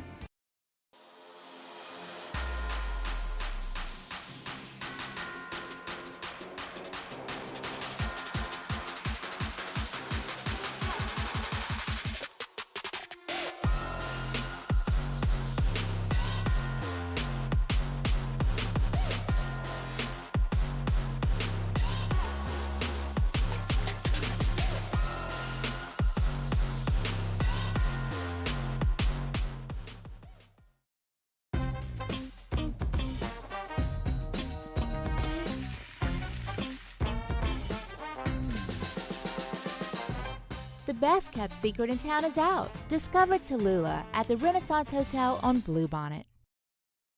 Jerry and Benny Payne began Central Plumbing Company out of their driveway in Tanglewood subdivision. 50 years later and 4 generations down the road, we continue to serve Baton Rouge and the surrounding areas for all of their plumbing needs. Residential, commercial, industrial, or hospitality, Central Plumbing is here 24/7, 365. We want to thank our customers, family, and friends for 50 years of success. And looking forward to 50 more. I've been doing business with Luba for 25 years. They're dependable, trustworthy. It's just the attention to detail with our clients. Our folks have years and years of experience. They're highly trained professionals, but many companies have that asset. What I'd like to think makes Luba a bit different is that we use those talents in a way that truly is dedicated to serving the needs of the folks who depend on us. Gulf Coast Office Products is a nationally recognized Savin office equipment dealer based right here in Louisiana. Over 100 employees strong, Gulf Coast has the boots on the ground to support all vertical markets, from education, engineering, legal, and finance. With the latest in office technology, from desktop to production segment units, Gulf Coast and Savin have the perfect fit for you. Call 225-756-2644. That's 756-2644 for Gulf Coast Office Products. Dylan Cruz here to tell you about Six Rings Baseball and Softball Camp. If you live on the North Shore and play ball, go to Six Rings Camps with former LSU assistant coach Dan Canaveri. His knowledge is second to none, and your child will improve and have fun doing it. Camps were held at Coquille Park and Six Rings Academy in Covington with 4 sessions over the summer. Full day and morning only sessions are available from ages 7 to 13. Go to sixringsbaseball.com or call 985.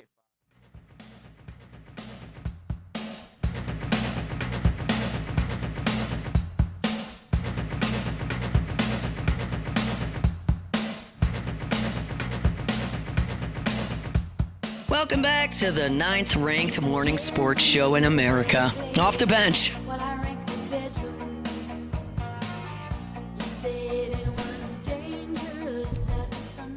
Welcome back to OTB.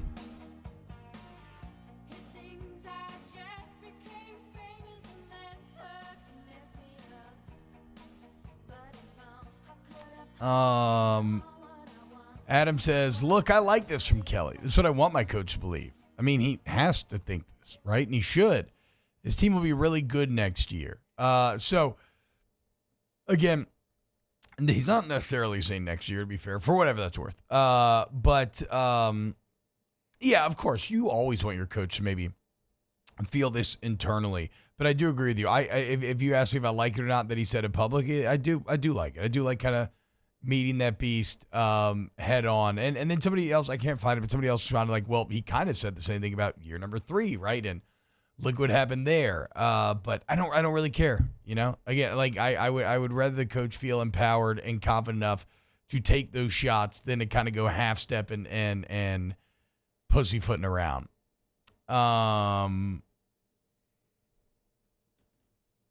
A lot, and then Patrick's talking about how there's no way LSU gets better. They're going to lose 4 offensive linemen, lose Kyron Lacey, Mason Taylor, Josh Williams, and we're going to get better. I would say this. I think there's a very good chance Emory Jones stays. There seems to be some momentum that Mason Taylor stays as well. And losing Josh Williams is awesome. In fact, awful. I mean, one of our one of the I was like, are you on that train like all these other fools? Okay. One of the game notes I didn't get to was he was again sneaky good. The first guy never got him down this last game. He had a lot of big conversions. But like, I mean, come on, look at Caden Durham going into year 2. Like he has like superstar potential with more experience. And you're bringing. I mean, look, Josh, bring in guys. You're bringing in the number 1 running back in the country. Yeah, you're bringing the number 1 in the country. Who knows if you go portal route? I mean, maybe Caleb Jackson now finds his way a bit too. Like, I'm more worried about losing Josh from a leadership standpoint than almost anything else. And then like, okay, yeah, you're losing a lineman, but you're gonna get like it's a give and take. It's how it happens, dude. Like I don't know. Actually, the main point is though, we're talking all offense. The defense, again, could be not good, but great next season. But these coaches, if you give them dudes, which I believe you will this offseason, which you have some young dudes that are only going to take massive steps forward, this defense could be one of the best. The emergence of Devon Keys, are you kidding me? Him and Weeks. And then you get a couple more Weeks brothers back in the mix as well. You're losing Zai, right? Zai's done? Yeah, Zai Alexander's done, which you're gonna have to make up for that. That's a big boy. That's a big one. He's one of the more underrated players in the country. Like that's not just me saying that. Like talking to different scouts. Yeah. And Jim Nagy, executive director of the Senior Bowl, talking with him. Like he is a very early draft grade type guy. I'm not saying like first round or anything, but he is going to be drafted in the first 3 rounds and play for a very long time. Pat says, we got crapped on all up front all year long. You're all telling me it's going to be better with absolutely no supporting data, facts, or feelings. Even no, I mean, okay, first off, you didn't get crapped on all year up front. Like that's insane. You're not a good run blocking team. Still don't know why, but you're like the best pass blocking team I've ever seen. So you'll get worse. You will be a worse pass blocking team. This is objectively true. But you'll also have a quarterback that's a year more experienced and can better protect himself with decision making and whatnot. I don't expect you to be an awful pass blocking team. I mean, I look at how these young guys pass block, and it speaks to Brad Davis's ability to develop guys and teach them how to do that. And if you're that bad at run blocking, then you might get better there. So like, I mean, these things are not quite as clear cut as you're trying to make them out to be. And I think there are reasons to feel bullish about next season. And look, nothing's more important than quarterback. Bottom line, nothing's more important than quarterback. And so if you get Garrett Nussmeier back, fresh off what will likely end in a 4,000-yard season after the bowl game, damn near 30 touchdowns, okay. Like that's something that is going to have a massive that's the biggest impact is just getting the quarterback back. Oh, that's where everything starts. Like I would agree that I actually don't think they'll be good next year if Garrett Nussmeier doesn't return. Like then I could agree that hoping for them to be better next year is probably a step too far. Well, but if Nuss comes back, no. There's a couple of different things that are pointing to him coming back. Ricky Collins enters the transfer portal. That's, a backup quarterback that probably understands what's going to happen next year. Yeah. Right. So he's in the portal. Garrett Nussmeier's dad is an NFL quarterback coach. He's been an offensive coordinator. Like, there's things that he knows what, and what it takes to be NFL ready. And so if he doesn't think his son's ready to go to the NFL, if he thinks he can come back and, the old Bill Parcells, like he never wanted a quarterback that only started 1 year in college. Yeah. Just did not want it. He wanted at least 2. I would assume that Nussmeier's dad is going to be like, hey, son, look, right now if you come out, you'll get drafted in the first 2 rounds. I mean, that's great. But if you come back and if you get better on those things that during, one stretch of the season you struggle with, you might be the first one off the board. Like right now, Mel Kiper's got you top 5. Yeah. But if you come back and you have the season that I think you can have, you might be the first one off the board. So there's a lot of things pointing to Nussmeier coming back as well. What he said post-game, he said, we wanted to send these seniors out on the right way. This was their last game in Tiger Stadium and all that. Never said we, he said there. And I mean, I get it. It's not that big of a deal. But like reading between the lines a little bit, he said, I didn't want to send these seniors out with me sitting on the sidelines because of an injury. That's part of the reason I came back in this game. So, just little things like that. And so you mentioned the running back position, and you're right. Like Caden Durham, over 5.5 yards per carry this year, really looks like he is lined up to be a superstar potentially next year. You have Barry coming in. We'll see what happens with Caleb Jackson. Certainly, we were all expecting more this year, only 3.6 yards per carry. Think about how long ago this feels. John Emery at one time this year was, somebody that we were excited about after the USC game. But you bring in backs, that's not going to be a worry there because of who you have coming back. And I know there was some Oregon, Caden Durham stuff out there. He kind of shut that down on Twitter himself. Receiver-wise, all right, you expect to get Aaron Anderson back. Potential for C.J. Daniels is what BK said a week ago. If you can get Mason Taylor back, Xavion Thomas, can you get Chris Hilton Jr. back for another year? How much can you develop Tradez Green in that role? I'm not worried about LSU receiver, dude. I don't care who you're losing. You're gonna find somebody. Like I'm really not. I think you've proven over time there that you know how to recruit. As long as you got Cortez Hankton, I ain't worried about receiver. I guess that would be the shortest way to say that. If Hankton left, if that happens, that'll be a pretty big blow to have to overcome. Even if I agree, you laid out some of the names who it's going to be, but again, I actually feel very, very comfortable in that position group.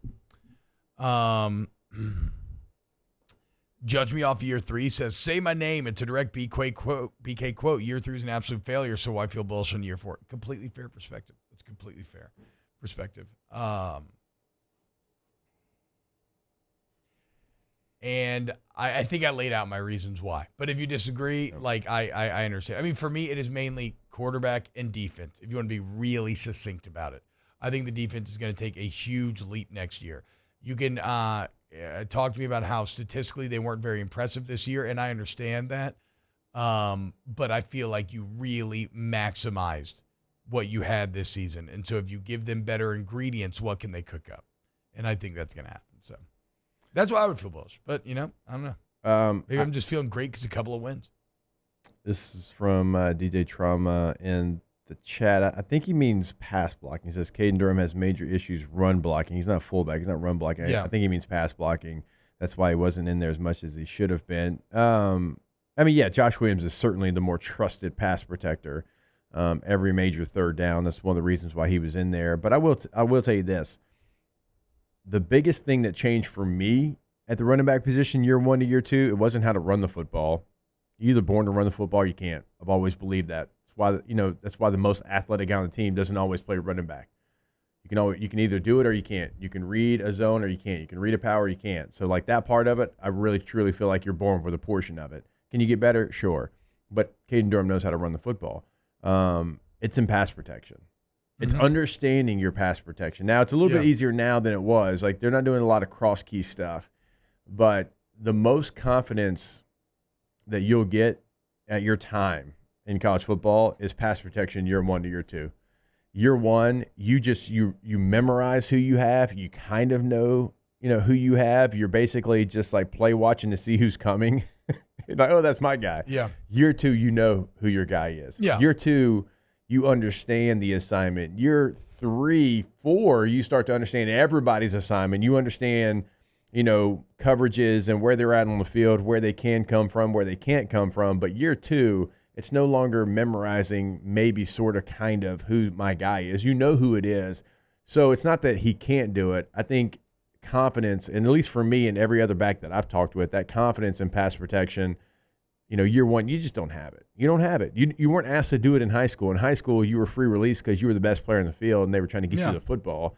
So I don't know if Caden Durham will ever be an elite pass blocker, like a la Darren Sproles or somebody, but I think you will see a difference going into next year. We'll see. We'll see. But there it is, season in review. All right, coming up next, talk Saints. Keep it locked. Off the bench. Go to centralplumbing.org, centralplumbing.org. Remember, you want to go talk to Coach Sid Edwards. He'll be out at Greenwell Springs Road tomorrow at Central Plumbing headquarters. Get some donuts, get some coffee with Coach bright and early in the morning. Start at 7 a.m. Talk football, talk life. It's going to be a great time. Go to centralplumbing.org today for all of your plumbing needs, man. For half a century, Central Plumbing's been on it, making sure that your problems are solved. It's commercial, it's residential, it's flat rate pricing, excellent warranty once the work is done. It's licensed, bond, insured employees. They send you information about ahead of time so you trust who's coming into your home. There's a reason why they've stood a test of time. Put it to the test yourself. CentralPlumbing.org, CentralPlumbing.org. Yeah, go to that website today. You'll see everything T-Bob's talking about. You'll also be able to check out some of that remodel game that we always talk about. Your home, your business, they come in and completely change your space. Go to the website today, CentralPlumbing.org. There it is, the extra mile. On the border of expected and extraordinary for those willing to go further. Like vans customized for work or play. With safety and tech to keep you connected. Supported by a 5-star sales, service, and finance team. And backed by the 1-star you know. So go the extra mile. It's never crowded because so few have what it takes to go there. Mercedes-Benz Vans.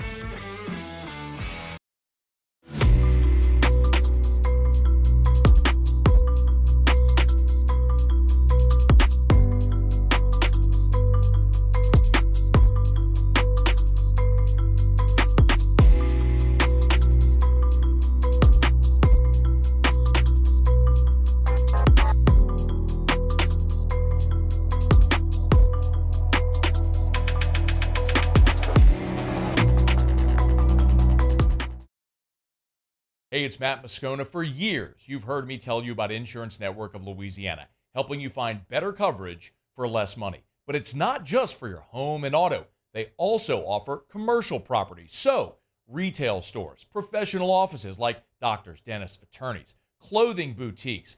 Insurance Network of Louisiana can find you better coverage for less money. They service the entire state of Louisiana, and they're local. So call today at 293-0450 or lainsurance.net. Jerry and Benny Payne began Central Plumbing Company out of their driveway in Tanglewood Subdivision. 50 years later and 4 generations down the road, we continue to serve Baton Rouge and the surrounding areas for all of their plumbing needs. Residential, commercial, industrial, or hospitality, Central Plumbing is here 24/7, 365. We want to thank our customers, family, and friends for 50 years of success. And looking forward to 50 more. I've been doing business with Luba for 25 years. They're dependable, trustworthy. It's just the attention to detail with our clients. Our folks have years and years of experience. They're highly trained professionals. But many companies have that asset.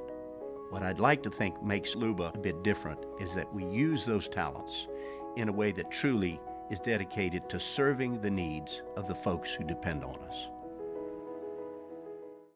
Gulf Coast Office Products is a nationally recognized Savin office equipment dealer based right here in Louisiana. Over 100 employees strong, Gulf Coast has the boots on the ground to support all vertical markets, from education, engineering, legal, and finance. With the latest in office technology, from desktop to production segment units, Gulf Coast and Savin have the perfect fit for you. Call 225-756-2644.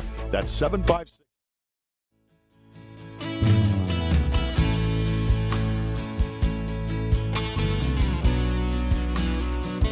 Back to sports talk.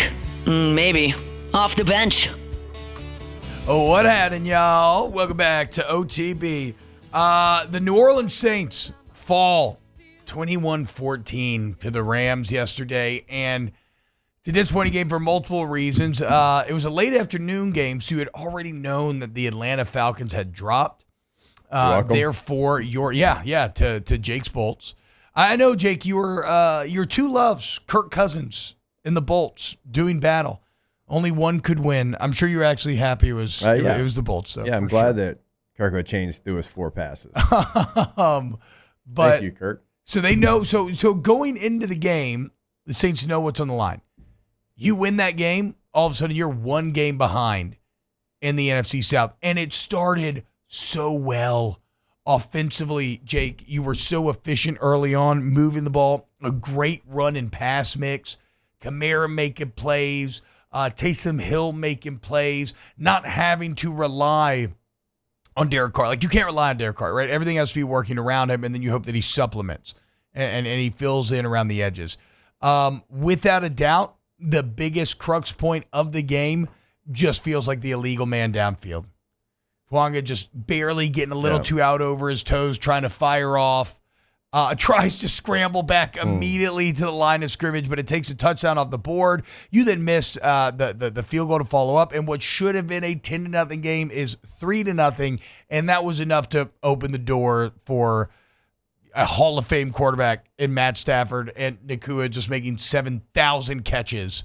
And Sean McVay. It just opened the door enough for them to come back and find a way to win that game 21-14. Yeah, and defensively, you did enough. Yeah. And you mentioned Matthew Stafford. I mean, but you kept him in check for the most part. And Puka Nakua did have 5 catches, and they all kind of came at the same time. But I still think you did a really nice job. 5 for 56 on him. You look at Cooper Kupp, only 3 for 17. Yeah. I mean, the defense did their job. You know, obviously you had the Robinson, the long play there, and you're not expecting that to come from him. He's been good this year, but you're expecting that maybe to come from Puka Nakua or Cooper Kupp. Even Kyron Williams, I know he got over 100, but, I mean, you've been poor in your rush defense all season long, and you did well enough. He only got 104 on the ground, so the defense gave you every opportunity to go win the game. Just offensively, you couldn't. You're mentioning, take a touchdown off the board. That's always going to be just a backbreaker. Like, we were talking LSU, Florida. You take that touchdown with the Kyron Lacey offensive pass interference off the board. You settle for a field goal. What's that game look like if you keep that touchdown on the board? And so when you take points off like that, it's hard to come back from. And in the second half, the Rams made the adjustments on offense and defense that you did not make, because it was 6-0, but you dominated and had full control of the first half. It had a little bit of an A&M feel to it, and then Taysom goes down. It's like, man, he was your leading receiver. There were things that he does, not only when he's getting the ball, when he's not getting the ball, that you lose when he's not in there. And Derek Carr was too much. He was too much check down Charlie. I mean, 5 yards per attempt. Yeah. Like, when you throw the ball 37 times and you only have 184 yards to show for it, like that's with a pretty deep. How far was the MVS touchdown? That was also kind 28, 29. It's not crazy, but it is kind of funny. I was kind of joking, like, man, we haven't even seen our MVS yet, and then it actually happened. I was like, well, I'll be damned, bro. Yeah, he actually has been pretty good. But look, you nailed it. I mean, Taysom going down. Are you kidding me? We've seen it already this year. Yeah. Maybe Eric McCoy's the only other biggest Achilles heel. The way that Clint Kubiak uses him really has fulfilled all of the use chick very kind of reductive parallels that we made before the season started. And when you lose Taysom on this team, it just nothing works as well. And it looks like he's going to be out for the year. The fears that it's season-ending knee injury. It did not look great. Thankfully, Tyrann Mathieu's injury not that serious. But unfortunately, this did kind of feel like the final stand maybe for the great hope of the season and making something out of it. I think there's going to be a very interesting and nuanced conversation about this offense. I wonder what happens to Kubiak. I really believe in him. I don't know if there's a way he survives. Kind of the same thing with Rizzi. I mean, again, this is not a bad game from this Saints team. They made a few too many mistakes to win, but it didn't, I don't know, it didn't feel like a disaster. Like, I don't know what's going to happen with Rizzi either. This probably holds him back from being able to get, the job as a bridge guy or anything else like that. But it's just disappointing because they played well, and they definitely played well enough to win. Just a couple too many mistakes, and then again some bad injury luck, which has kind of been the themes of the entire year up to this point. Yeah, and you feel bad, obviously for interim coach, and he's got momentum going. It's like you kind of have to be perfect if you want an opportunity to go get this job. And so, like, now you look up, and this was the portion of the schedule where, and you still got one more of these type of games that we kind of laid out, though. You got the Giants coming up. That game's going to be on the road, but then it kind of gets back into you got the Commanders, and then you got to go on the road to Lambeau Field. You do get the Raiders, but then you got to play the Buccaneers on the road. So there's still some difficult games where you're going to be an underdog in, and we keep having the conversation because the division's so bad. You kind of get excited, and if you'd have won this game, you're sitting there. No, you've been and you're 5-7. You were in it. But now, like, just with one game, with what you have coming up, you feel like your chances are probably gone. Yeah, I agree. So very disappointing. Somebody says maybe don't. T-Pal, maybe don't base your offense on an injury-prone 34-year-old. Okay, fair. But when it works, it's awesome. When it's working, it's awesome. So we'll continue that. Now you just got to kind of take this season as it comes. Going to lose? Do you want them to win? It's complicated. Look, I love Taysom Hill. I think he is like everything that you would want in a football player. And there's portions of his game that really honestly are like nobody else. I mean, he is a unicorn in that aspect, but anytime that he's your leading receiver with 37 yards, that's not good. That's not what you want. Not when you're throwing the ball 37 times. No. You don't want your, emergency quarterback / tight end, fullback, running back to be your leading receiver. And so his injury, it already has shown this year, like you mentioned, T, it's already shown like there's too much reliance on Taysom Hill. Like, Taysom's awesome, and Taysom can be a real weapon, but when you have to count on him so much, the offensive philosophy is not where it needs to be. Well, that's where we get back to Loomis in the front office. Yeah. You have given Kubiak, like, Doritos. Spare parts. You get, like, Doritos, like, over-processed cheese, bologna, and been like, hey, make something impressive. And I actually think he has. Like, if you ate what he cooked, you're like, this tastes better than it should. But it's not going to be enough in the end. Last thing, completely random. Braden Fisk made one of the most athletic plays I'll ever see. That will not count. That fumble recovery where he hits the knee power slide into immediately popping up on his feet and then finding a way to cut back and finish in the end zone. Like, that dude's a freaking beast. He is a beast. You see everybody hating on Miles Frazier, right? When Miles basically told him, like, hey, that dude's a dog. No, okay, that dude is a dog. Yeah. Certified, okay? Sometimes you got to give. How's that guy end up at Western Michigan?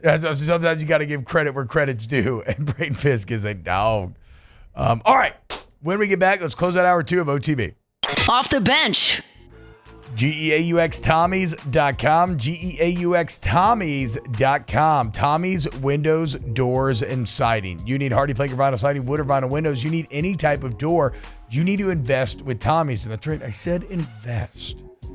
Because these upgrades are such that they lead to savings, right? Whether it's keeping the cold air in, the hot air out, or vice versa.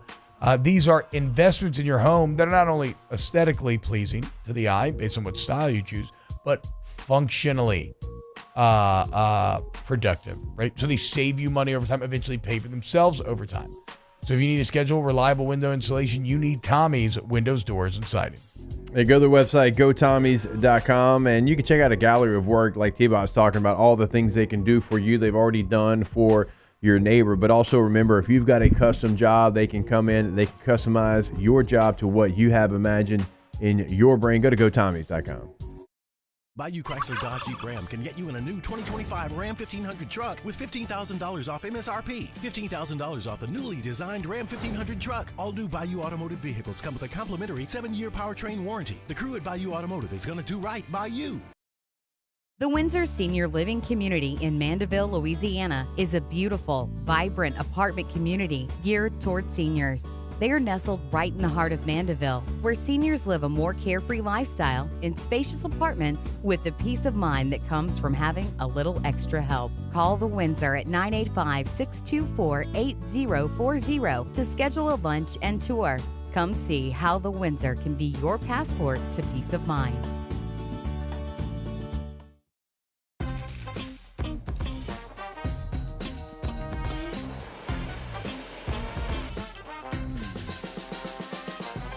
The best kept secret in town is out. Discover Tallulah at the Renaissance Hotel on Bluebonnet.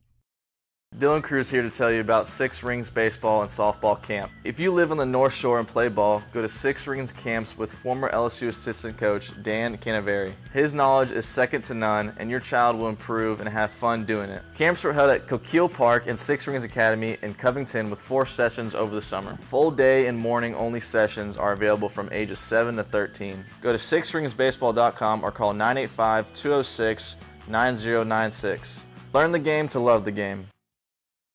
BRAC teamed up to reimagine your parks, and you imagined big. With your help, we went to work, creating 12 beautiful community parks across the parish. A family-sized water park, miles and miles of trails, and parks just for your dogs. There are more places to splash, to explore, to run wild, and even soar. You imagined, we delivered. Gold. BRAC, your #1 park system in the nation. Electricity is all around us, and our families depend on it. Every day is sparked by the power of a cold drink or a warm meal, a movie night, and a comforting light at the end of a dark hallway. From sunrise to sunset, playtime to bedtime, our team is ready to take care of your electrical needs, even in the case of an after-hours emergency. The light in your life shines brighter with Mr. Electric. Hey, it's Matt Moscona. For years, you've heard me tell you about Insurance Network of Louisiana, helping you find better coverage for less money. But it's not just for your home and auto. They also offer commercial property. So, retail stores, professional offices like doctors, dentists, attorneys, clothing boutiques. Insurance Network of Louisiana can find you better coverage for less money. They service the entire state of Louisiana.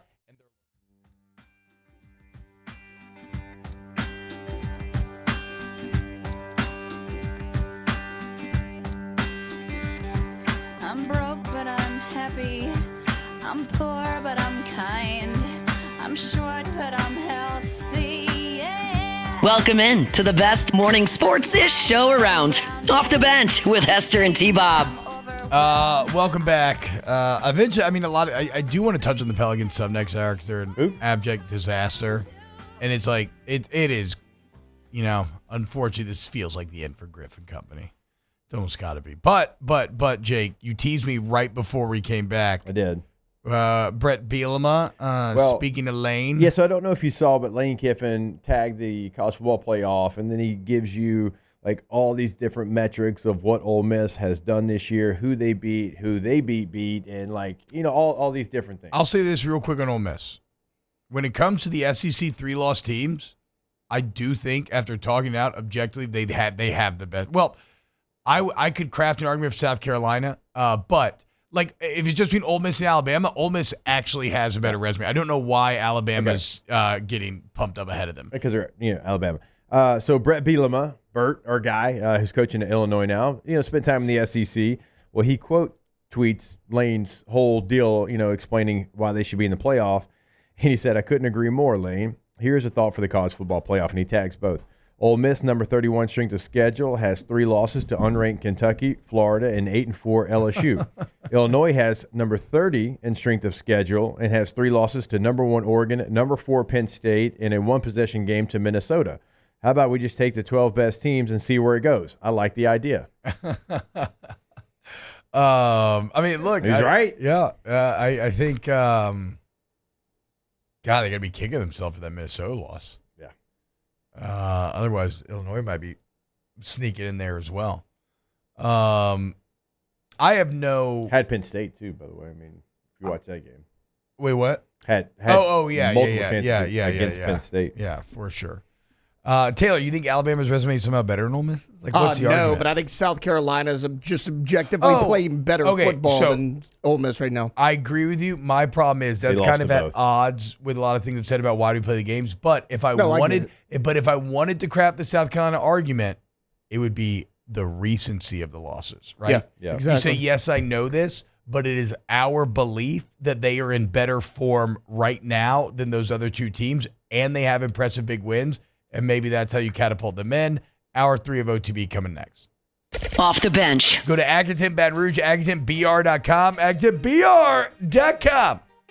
Agaton for all your AC, heating, and electrical needs. Ooh, I don't like that. I don't like that at all. Allergy and whoop my ass, dude. If my olfactory senses were an AC unit, I'd call Agaton immediately. And I'd be good to go. Go to Agaton, Baton Rouge today, get that service to the highest degree. Maybe you want a whole home generator and like that. They're your answer as well there. AgatonBR.com.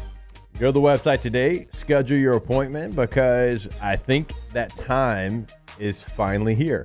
I think you'll be able to turn your heater on, and maybe, just maybe, you get to leave it for more than a couple of hours. But make sure you don't shock the system. Make sure your unit is doing exactly what it's supposed to be doing. And Agaton's always going to make sure of that. Again, go to the website, schedule today, AgatonBR.com. When you can't rely on technology, you can rely on Mountain Cold Refreshment. Dave's back on. Coors Light. Choose chill. There it is, the extra mile, on the border of expected and extraordinary, for those willing to go further, like vans customized for work or play, with safety and tech to keep you connected, supported by a 5-star sales, service, and finance team, and backed by the 1-star you know. So go the extra mile. It's never crowded, because so few have what it takes to go there. Mercedes-Benz Vans. It's an everyday thing here. We work horses in the mornings and we work on the property during the day, and without these John Deere tractors, it'd almost be impossible to keep up with the place. I've dealt with some of the other colors and stuff, and I never really got the response back that I get from John Deere, We really enjoy dealing with Sunshine. They're good people. They always check on us and make sure our equipment's running, and we love them. Flip the switch and learn more about what it means to be powered by Sunshine at sunequip.com.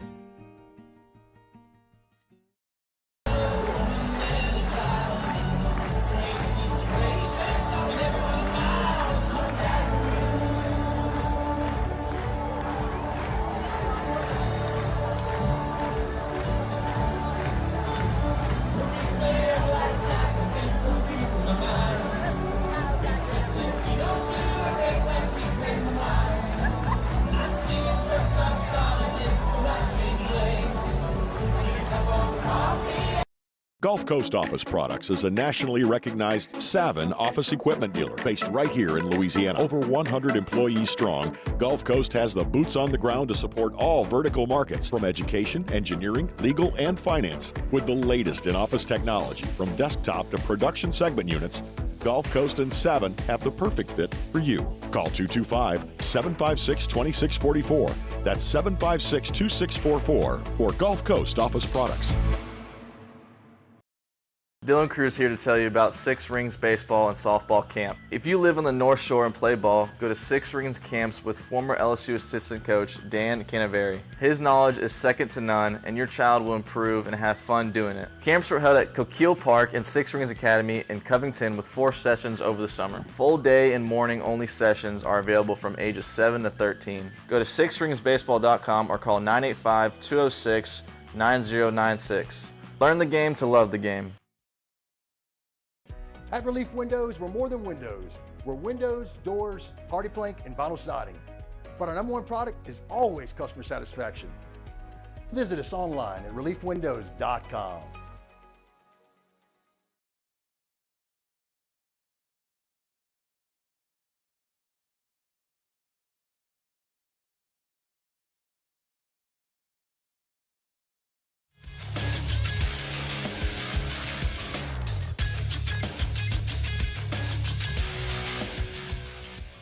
Good morning. It's at 9 a.m. here on Monday, December 2nd. Today in Baton Rouge, expect sunny skies with a high of 66. In hour 3 of today's show, we'll have weekend winners at 9 a.m. Then Devin Snow hops on the show at 9:15, and we'll close that out with Ask the Bench. If you missed hours 1 or 2 of the show, you can catch it in the on-demand section at 1045ESPN.com. You can also follow us on Twitter or Instagram at OTB_ESPN, and watch us on YouTube at the 1045 ESPN channel. Hour number 3 of Off the Bench, live from the Mercedes-Benz of Baton Rouge studios, starts now. Let's go, baby, let's go! All-Star Toyota presents Off the Bench with Jacob Hester and T-Bob Hebert. Yeah!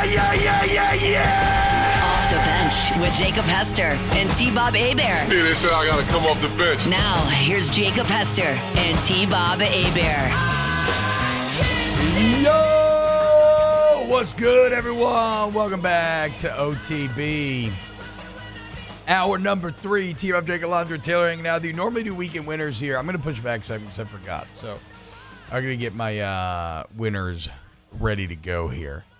But thank you all for joining us. We kind of, first we did our LSU film review. Then we did a postmortem of the season. Talked a little Saints-Rams. And if you want, look, you can always find that on our YouTube channels, OTB LSU, OTB Saints. Or if you're watching this, you can rewind, right? You can always just go to the live tab and go check it out. I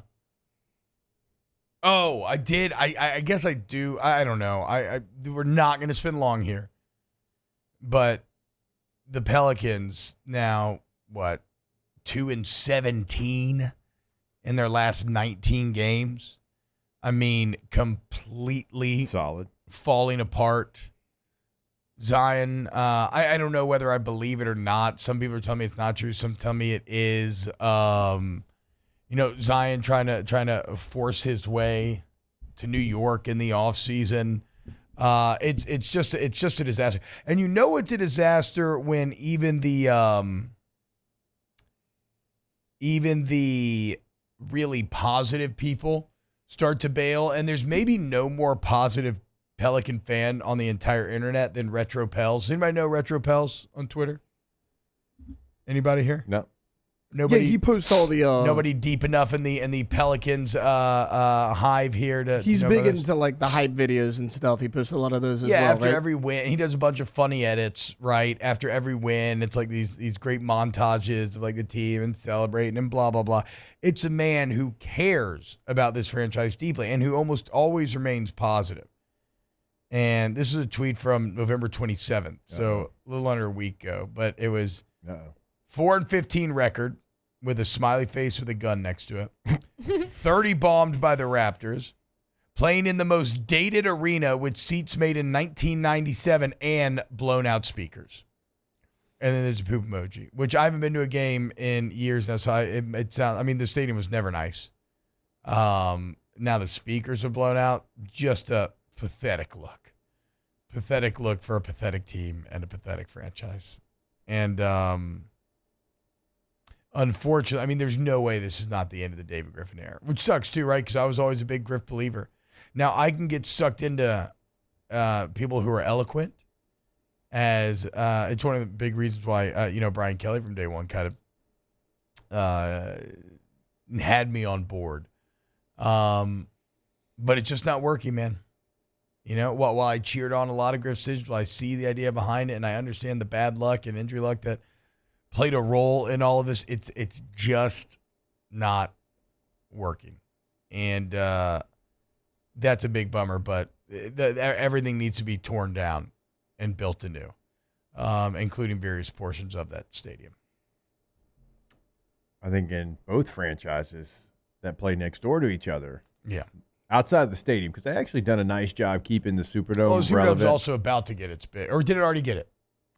It's right, because the Super Bowl's coming. Yeah, it's already done. Yeah, it's already for done. the Super Bowl this year. Yeah, exactly. They already got their big update. It's kind of both franchises, Steve. I think from the top down, they need a complete kind of reset. And the Pelicans hadn't, they don't have the success that the Saints had. The Saints had success, so it makes sense why they tried to kick the can down the road and why they tried to make it last for as long as it did, because no window stays open that long in the NFL, and it did. And so, you're like, okay, well, let's make this thing stay open for as long as it can. And now it's come to the end. It's completely shut. In fact, the glass broke. Yeah. Because it shut so hard. So they at least have that to kind of be like, well, I understand why. I don't understand why for the Pelicans. Unfortunately, your star that you wanted to work out, generational player, can't stay healthy, right? And there's players across different leagues that are just physical freaks. We always talk about the Bosa brothers, and Christian McCaffrey kind of falls into that category, and Zion Williamson. These guys, their bodies are just completely different, and for whatever reason, they can't stay healthy.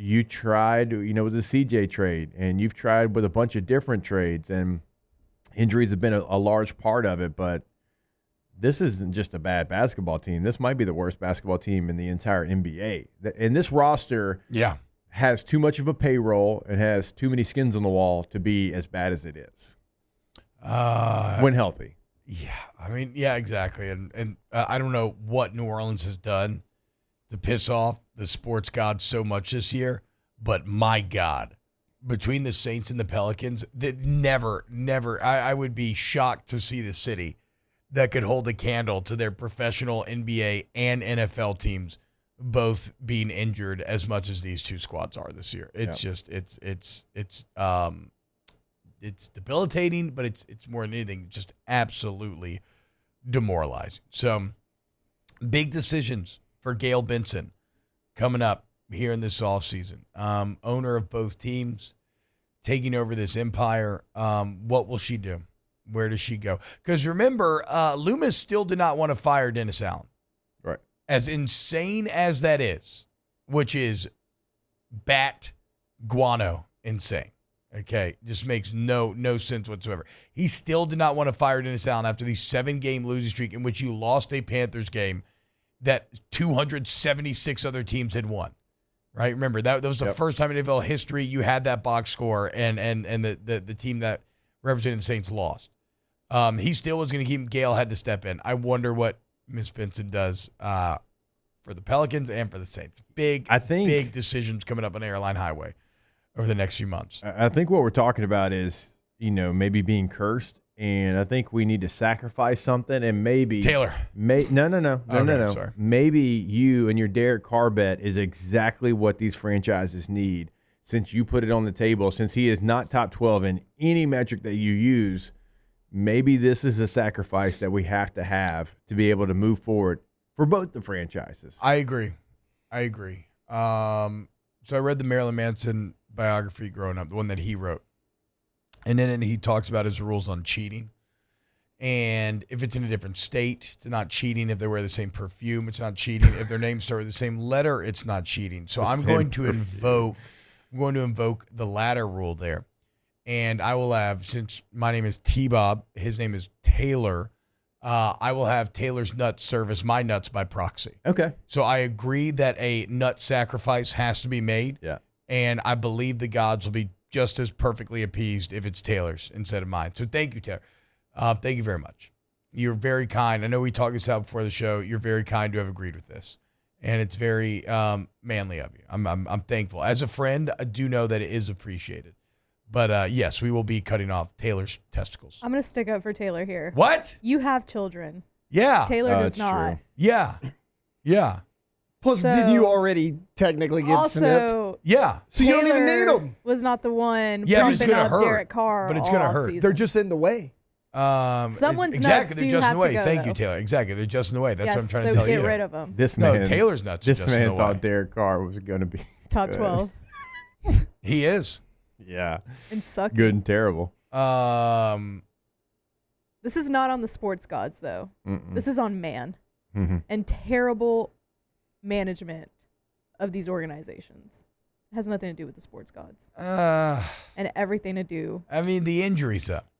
There's at least a little bit of cosmic deity interference here. I mean, I don't know why, but there's at least a little bit. It's insane. probably because I've never seen a team get as injured as the Saints this year. I've never seen a team stay as injured over a decade as the Pelicans. I mean, I feel like everything still traces back to 2019 LSU. You think so? They just flew they- too close to the sun. They sold their soul for everything. I mean, way too close to the most dominant thing we've ever seen in our entire lives. And it was a literal affront to the gods. And ever since then, it feels like the wax has been melting off our wings. You know? I think we're letting like Mickey Loomis and them get away with too much right here, putting it on the sports gods. That's true. I got something for T-Bob. Well, it's a bad situation exacerbated by the gods. Total QBR 2024 NFL regular season. Number 6, Derek Carr. Yes. Yes. But don't you have to have a certain amount of attempts to be able to qualify for He's just ranked QBR, it. though? He's just ranked He's it. just ranked there, dude. I'm going to tell you. Sorry, bro.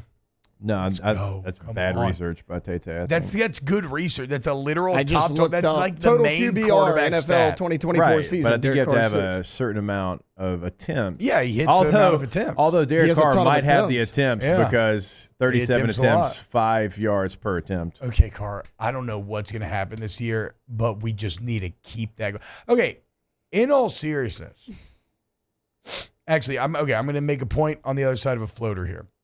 I am excited. Speaking of the NBA, I'm very excited to be partnered once again with DraftKings. Why? Because the Emirates NBA Cup is here.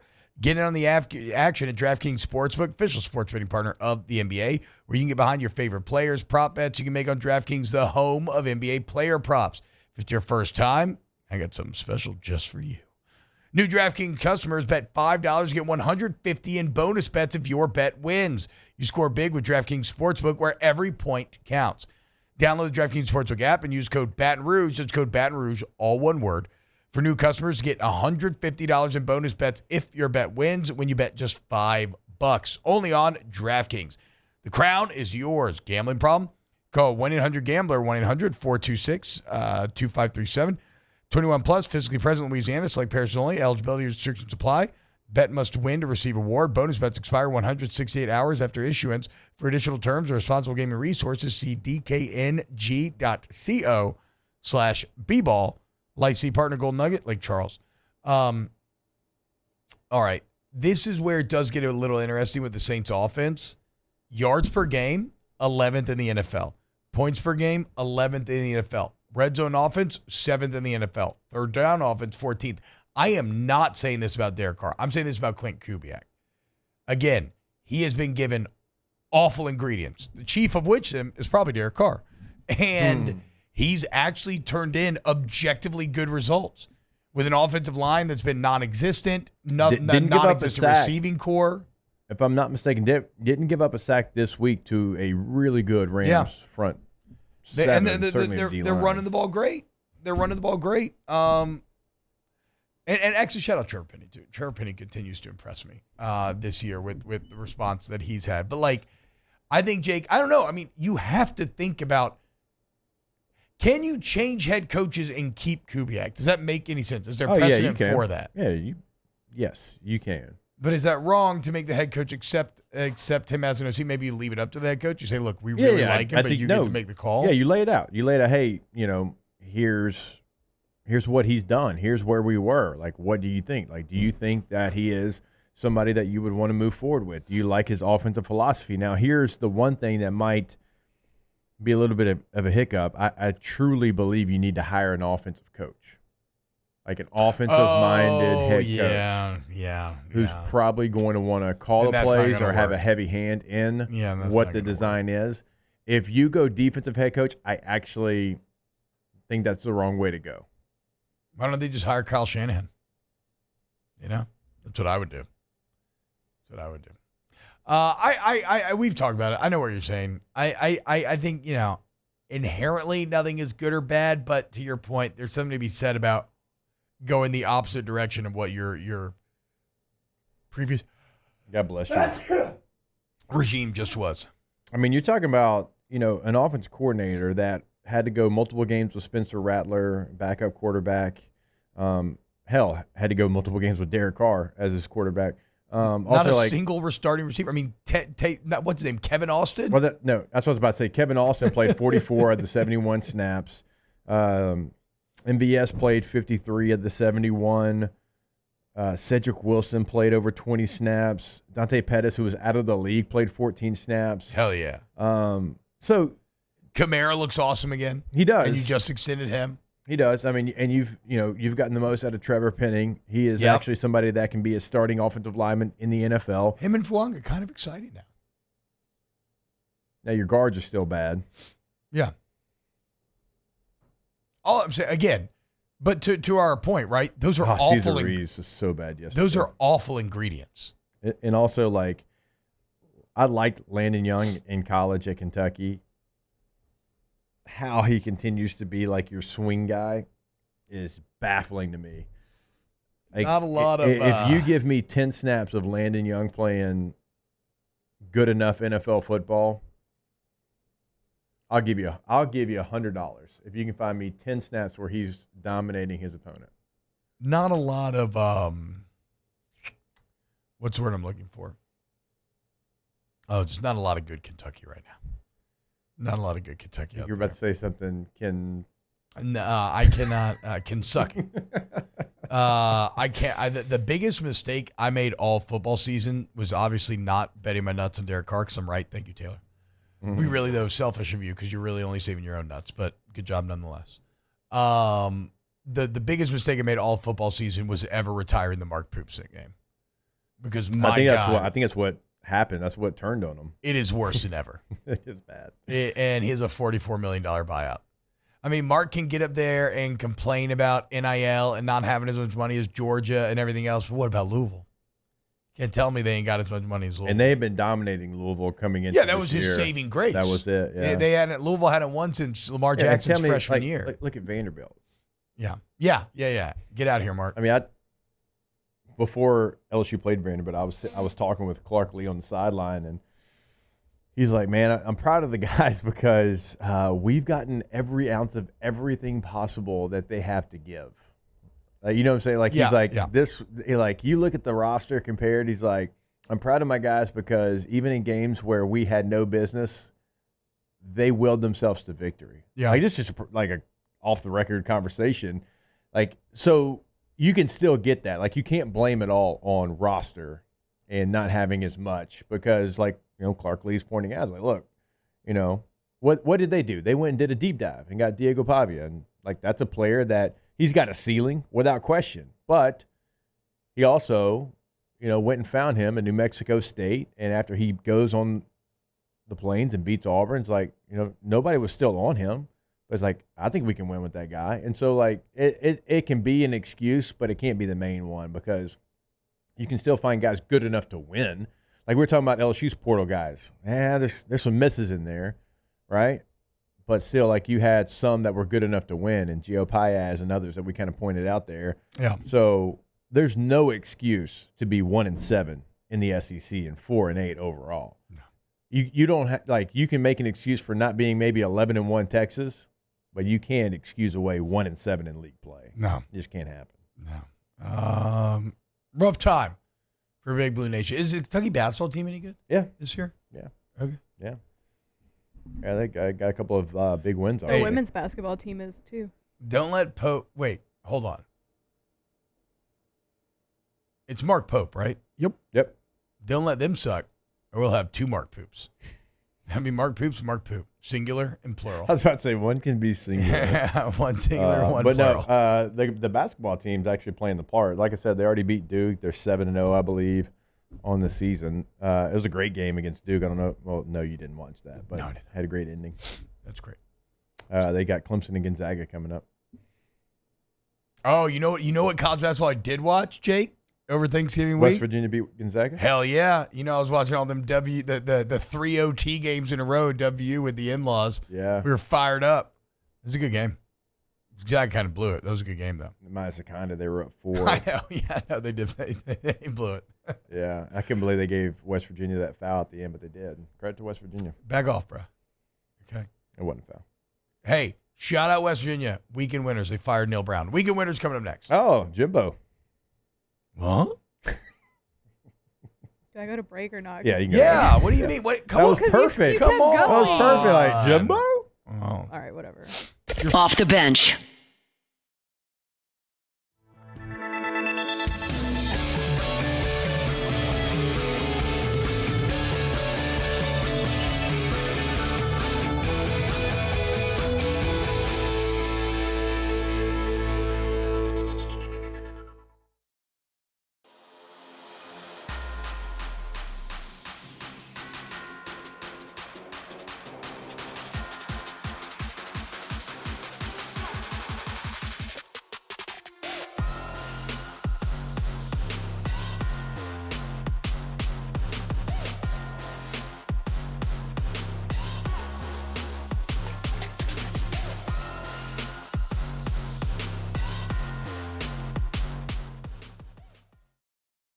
Breck teamed up to reimagine your parks, and you imagined big. With your help, we went to work, creating 12 beautiful community parks across the parish. A family-sized water park, miles and miles of trails, and parks just for your dogs. There are more places to splash, to explore, to run wild, and even soar. You imagined, we delivered gold. Breck, your #1 park system in the nation. Electricity is all around us, and our families depend on it. Every day is sparked by the power of a cold drink or a warm meal, a movie night, and a comforting light at the end of a dark hallway. From sunrise to sunset, playtime to bedtime, our team is ready to take care of your electrical needs. Even in the case of an after-hours emergency, the light in your life shines brighter with Mr. Electric. Hey, it's Matt Moscona. For years, you've heard me tell you about Insurance Network of Louisiana, helping you find better coverage for less money. But it's not just for your home and auto. They also offer commercial property. So, retail stores, professional offices like doctors, dentists, attorneys, clothing boutiques. Insurance Network of Louisiana can find you better coverage for less money. They service the entire state of Louisiana, and they're local. So call today at 293-0450 or lainsurance.net. Jerry and Benny Payne began Central Plumbing Company out of their driveway in Tanglewood Subdivision. 50 years later and 4 generations down the road, we continue to serve Baton Rouge and the surrounding areas for all of their plumbing needs. Residential, commercial, industrial, or hospitality, Central Plumbing is here 24/7, 365. We want to thank our customers, family, and friends for 50 years of success. And looking forward to 50 more. At Relief Windows, we're more than windows. We're windows, doors, party plank, and vinyl siding. But our #1 product is always customer satisfaction. Visit us online at reliefwindows.com. Oh, by the way, we do shutters too.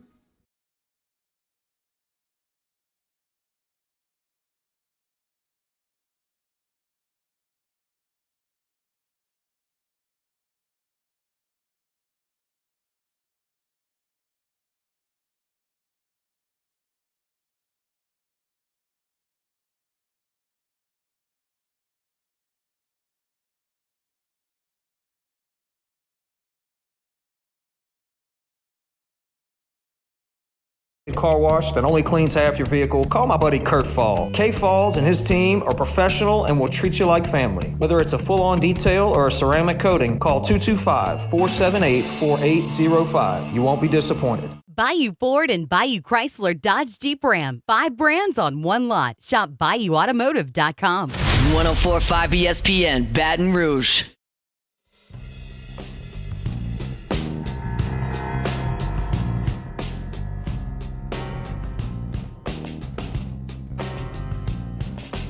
Welcome back to more sports talk with some other stuff mixed in. Off the Bench with Hester and T-Bob.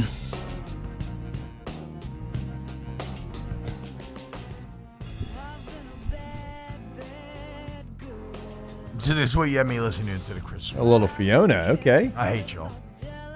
I'm just saying, like, we By all the way, guys, agreed. I wanted to go Christmas music the entire month. And That's I got a lot of Christmas And I got music. shouted down by the group. I've been listening to Christmas music for like almost 2 weeks now. That's a lot of Christmas music. Yeah. Damn right. And? What have you been listening to, Bo? He's lying. Radio? He has not been listening to it. Well, no. Radio. Okay. So Radiohead's got a Christmas album? So there's two. I didn't know they did. Me neither. There's two Christmas music playlists on Spotify there that I listen to. There's one's like your Christmas hits, which is gonna have your like Santa Baby by Ariana, your Ariana Grande, your Mariah Carey. I was thinking more Elvis and Sam Cooke with. Well, and that's in the classics. There's Christmas hits, Christmas classics, and that's gonna be your crooners and your more traditional stuff. I kind of bounce back and forth to it, or I listen to the radio, and unfortunately, it means I've heard quite a bit of Murphy, Sam, and Jody lately. Oh, yeah. And you should have heard it the other day. It was so Why? funny. Like, okay, so like Jody, classic Jody, lost her credit card, right? So all of a sudden, they can't find I it. think And it's I'm like, the Jody of the group. Well, like, when should we cancel our credit card? When you lose it. Immediately. And, well, You can turn it but off. she's like, but she doesn't want to cancel it yet because, they have a lot tied into it. She's looking at the charges.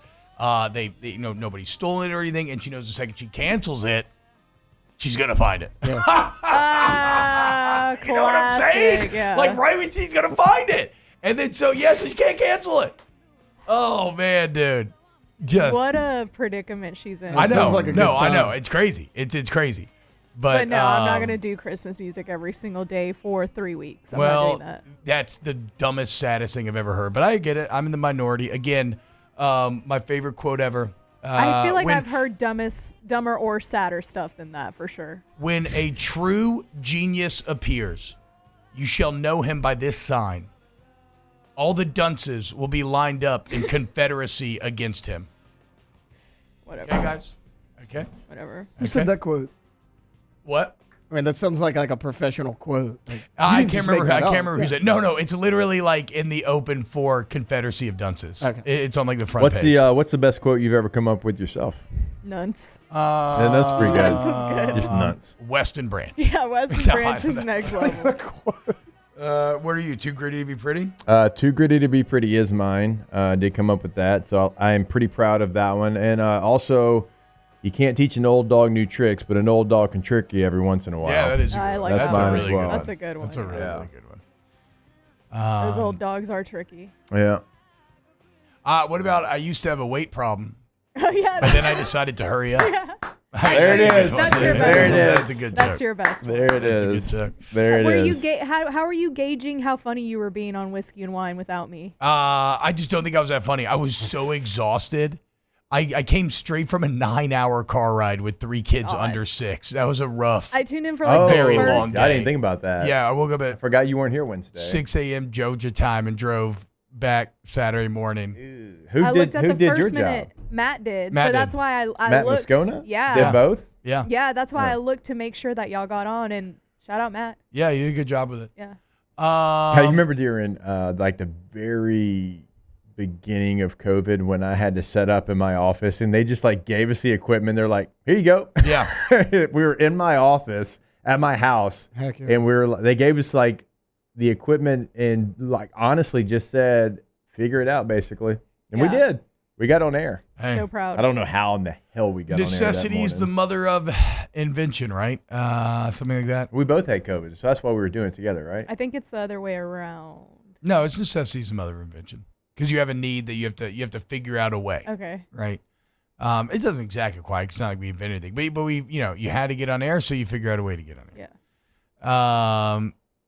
You need somebody who's going to stand up for you. You get court, and you get it done. 225-888-8888. Remember, guys, a few days left on the Gordon bike giveaway. If you want a chance to win that bike underneath the tree this Christmas season, you go to GordonGives.com. If you're in, if you're in Lake Charles, Lafayette, Alexander, Shreveport, Monroe, that just ended. Your window did. If you're in Hammond or Baton Rouge, you still have till December 8th to get your entry in to potentially win a bike. But look, man, you need somebody who's going to stand up for you to get you what you deserve from the big insurance companies. If you get into an accident, that's Gordon McKernan Injury Attorneys, 225-888-8888. You go to getgordon.com. You can see all the plethora of cases that they handle, as well as results from past customers, and you can check out all them. Follow them on social media at Get Gordon. They get great content with a lot of favorite athletes as well. I guess we're going to have to do weekend winners again next. I apologize. I keep getting a bit distracted here, but like I said, MSJ, we're on fire. On absolute fire. You know what else Chris Music season means? What? Delilah's back in play. Delilah. I can't remember. Or is it y'all two that don't know about Delilah? No, I was the one that said I wanted her job because I think she gives terrible advice. Well, she's been through it. Delilah has terrible advice. We should do a segment where people write into me and I give them advice. I agree. And we'll do a Delilah spoof intro. Yeah, Delilah does play some bangers, down though. For this, does she? Yeah. No, it's not the music that bothers me. It's the advice. Like, there was a girl the other day. Victoria listens to this all the time, and she's like, my ex-husband cheated on me, and I found out the exact same way of how my current husband is acting. Is he cheating on me as well? And she's like, hey, I mean, sometimes you just got to accept that the guys out there are cheaters. Well, what I've realized... Excellent point, Delilah. Thank you. Fair. Yeah, what I've realized, though, in listening to Delilah through the years is that she has obviously had some relationships that have gone that way, right? I think she's on her, like, 4th or 5th marriage, isn't she? So that's kind of my point, though, right? Like, she's giving all these people relationship advices, and she's awful at relationships. Well, is she awful or is she just experienced? She's experienced. She's like, through stuff. Hey, I'll give you advice because I failed time and time again. Yeah, that's what advice is kind of about. I'm not going to put a relationship failure on a single person. Okay, it takes two to tango. Takes two to tango. Maybe there's some common denominator stuff there, but I'm pretty sure she's in a happy relationship now that she's been in for a while. And also, like, Delilah is probably obscenely wealthy at this point. Sure. And maybe she had some guys that weren't in it for the right reasons. See it all the time when the opposite is true. Yeah, why are we blaming the woman here? Yeah, that's what I'm saying. Well, shout out to Delilah. Because she's the one on the radio, guys. In fact, probably. Maybe we could do like, hey there, Delilah, what's it? We could do like, I was hey about there, to ask her, like, how's New York City? Yeah, but we kind of need something that's like, Alondra. Just like they have the Delilah drop. Get your questions in now. We're going to do this. You think Delilah would be an NIL booster for LSU? Maybe. No. We need Is she a picture from here? She could be our Larry Ellison. No. Big D and Bubba are, though. Didn't Big D and Bubba start like in this building? Yeah. Right? Mm-hmm.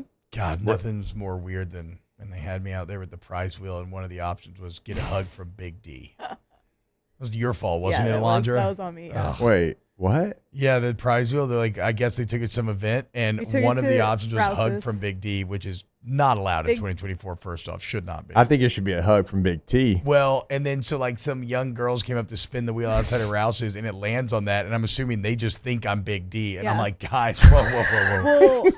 No. Well, why didn't you? No, just ask Caitlin. I'm Little D. You know what? Okay, relax. Why didn't Cease you and desist. Turn off Jake's mic, please. At the prize wheel before you put it out there and realize that there's other stuff on there, and then you could have erased it. You could have avoided that situation. You don't tell me how to do the prize wheel. Okay? I'm just saying. It's not the all saltiest on me. It damn takes two vet. to tango. I'm the saltiest vet in the prize wheel game. So you should know by now to check it before you put it out. You should not have Big D hugging strangers. Why not? Bottom line. Why not? It's problematic. How? Just hugging a guy named Big D? It's the big, he's a nice greasy guy. Radio jock. I'm sure he is nice. And you know what? They had every right to be like, you know what? I don't want a hug from Big D, and that would have been fine. True. I guess, yes, they are consenting to the hug if they are. go through with it. You're not necessarily pressured into it. No. Just give me I wasn't the keychain. forcing people to hug Big D. No, because that'll put you in jail. Yeah. All right. When we get back, we'll finally do weekend winners. Keep it locked, OTB. Off the bench. Go to Pinnacle Exterior Construction, PECbuilt.com, PECbuilt.com. If you need any outdoor construction needs, okay, we build the spaces, you build the memories. PECbuilt.com. Summer is, kind of crazy now, right around the corner, right? Why not get the pool of your dreams? You want a completely custom pool? Maybe you choose from our spec pools. You get to customize the details around the edges, make it your own.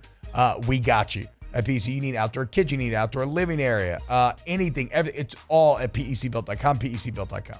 Yeah, here in Louisiana, it is never a bad time to start that process of building a pool in your backyard because, well, you get to enjoy it longer here than you do almost anywhere else. But right now, look, if you're looking for artificial turf, if you need to build a fence, they can come in, they can handle all of that as well. If you've been wanting to get a bulkhead in your backyard and you're wondering when's the time, now is the perfect time to do that as well. PECbuilt.com.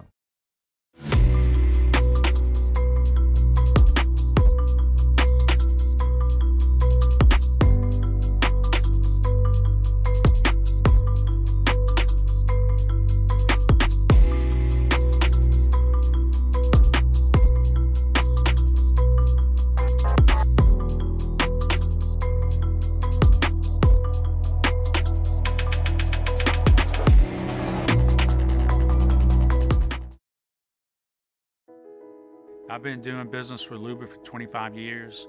They're dependable, trustworthy. It's just the attention to detail with our clients. Our folks have years and years of experience. They're highly trained professionals, but many companies have that asset. What I'd like to think makes Luba a bit different is that we use those talents in a way that truly is dedicated to serving the needs of the folks who depend on us.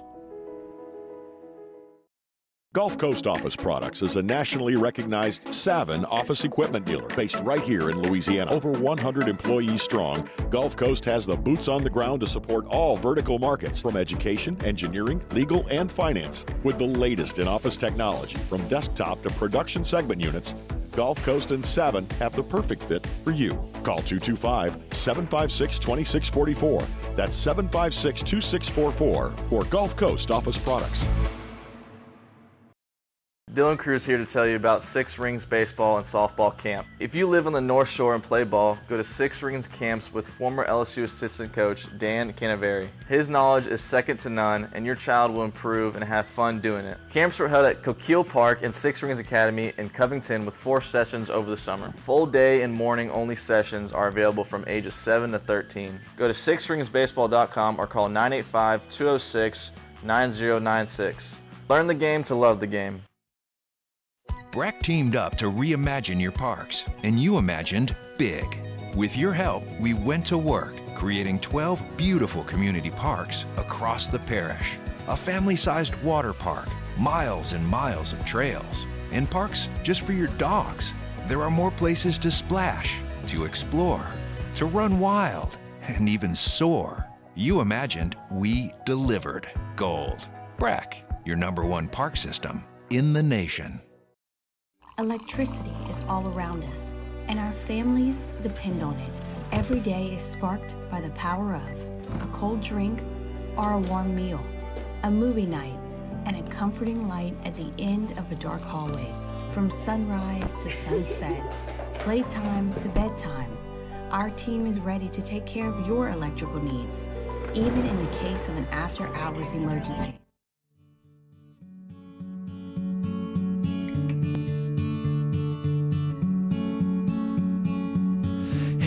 Delilah, what's it like in New York City? I'm 1,000 miles away, but girl, tonight you look so pretty, yes you do. Welcome back to the 9th-ranked morning sports show in America, Off the Bench.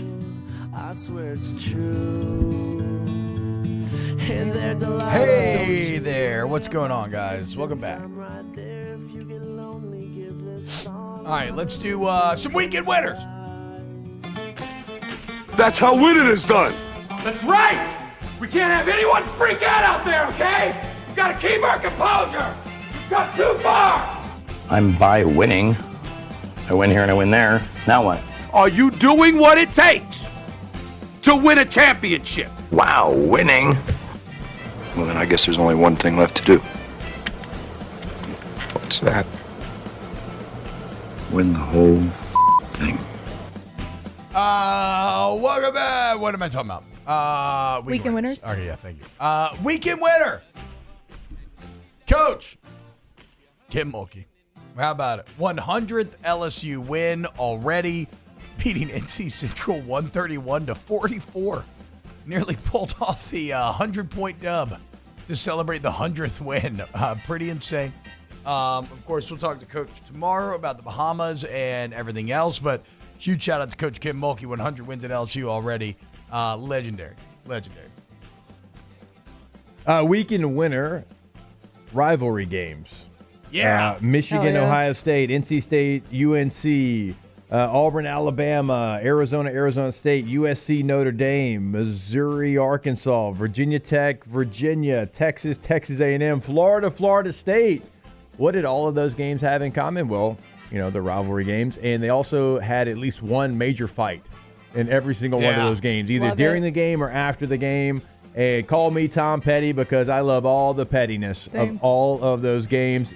Maybe one or two went a step too far, maybe. Got pepper spray involved, but still, that's what Hate Week is supposed to be about. Yeah. I look, LSU, Oklahoma, I know they're going to try to make it a thing. It had no rivalry juice. No. None, actually. And so we don't have a true rival here at LSU that people say, like, this is your rival. We all kind of have a different rival. Yeah. So I'm a little jealous that we don't have that. I got to be honest on the guy who sprayed the pepper spray. A lot of people are hating on him. If I was a normal-sized human being in that situation, I might freak out and spray pepper spray too. I mean, there are physical giants who are outside themselves with anger on either side of you. You might literally get I understand. Was it the best response? Maybe not. But I'm going to give him a bit of grace because that was a very intimidating environment to be on with Ohio State and Michigan players on either side of you ready to brawl. Also, you saw the video of the fight, right? Like, this thing went on for 5 minutes. Like, it was, old boy had been on for a while. Like, dude didn't just go out there and start pepper spraying people. And, like, to your point, how many players are on each team? 85? Yeah.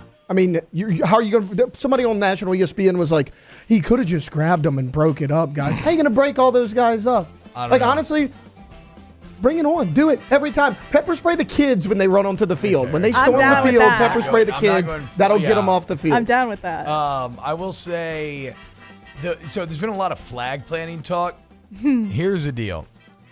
I know that I kind of agree. I agree with both sides. I get what RG3 is saying when his take is like, look, if you win, you earn the right to plant the flag. Absolutely. But also, I'm not allowing anybody to plant the flag. Like, there's going to 1,000% of the time be a fight if you do that. Yeah. Yes, 1,000%. God, Mike Norvell had he went and grabbed the flag himself. He's going through it. He wouldn't even shake Billy Napier's hand. Oof. Like, Billy's like, look, I get it. I know, blah, blah, blah. He goes to shake his hand and sticks it out there, and Mike Norvell just didn't even shake it. Yeah. Not a good look. Going through it right now. Not a good look. Screw Billy Napier. They held us at the SEC, man.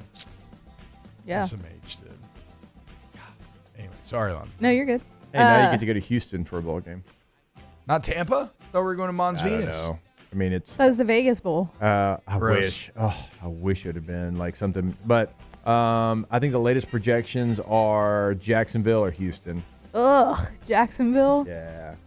Actually, like, at least send you to Orlando. Even though I know they won't send us to the game, I have always had a fantasy of doing a pre or post game show from the pool in Jacksonville.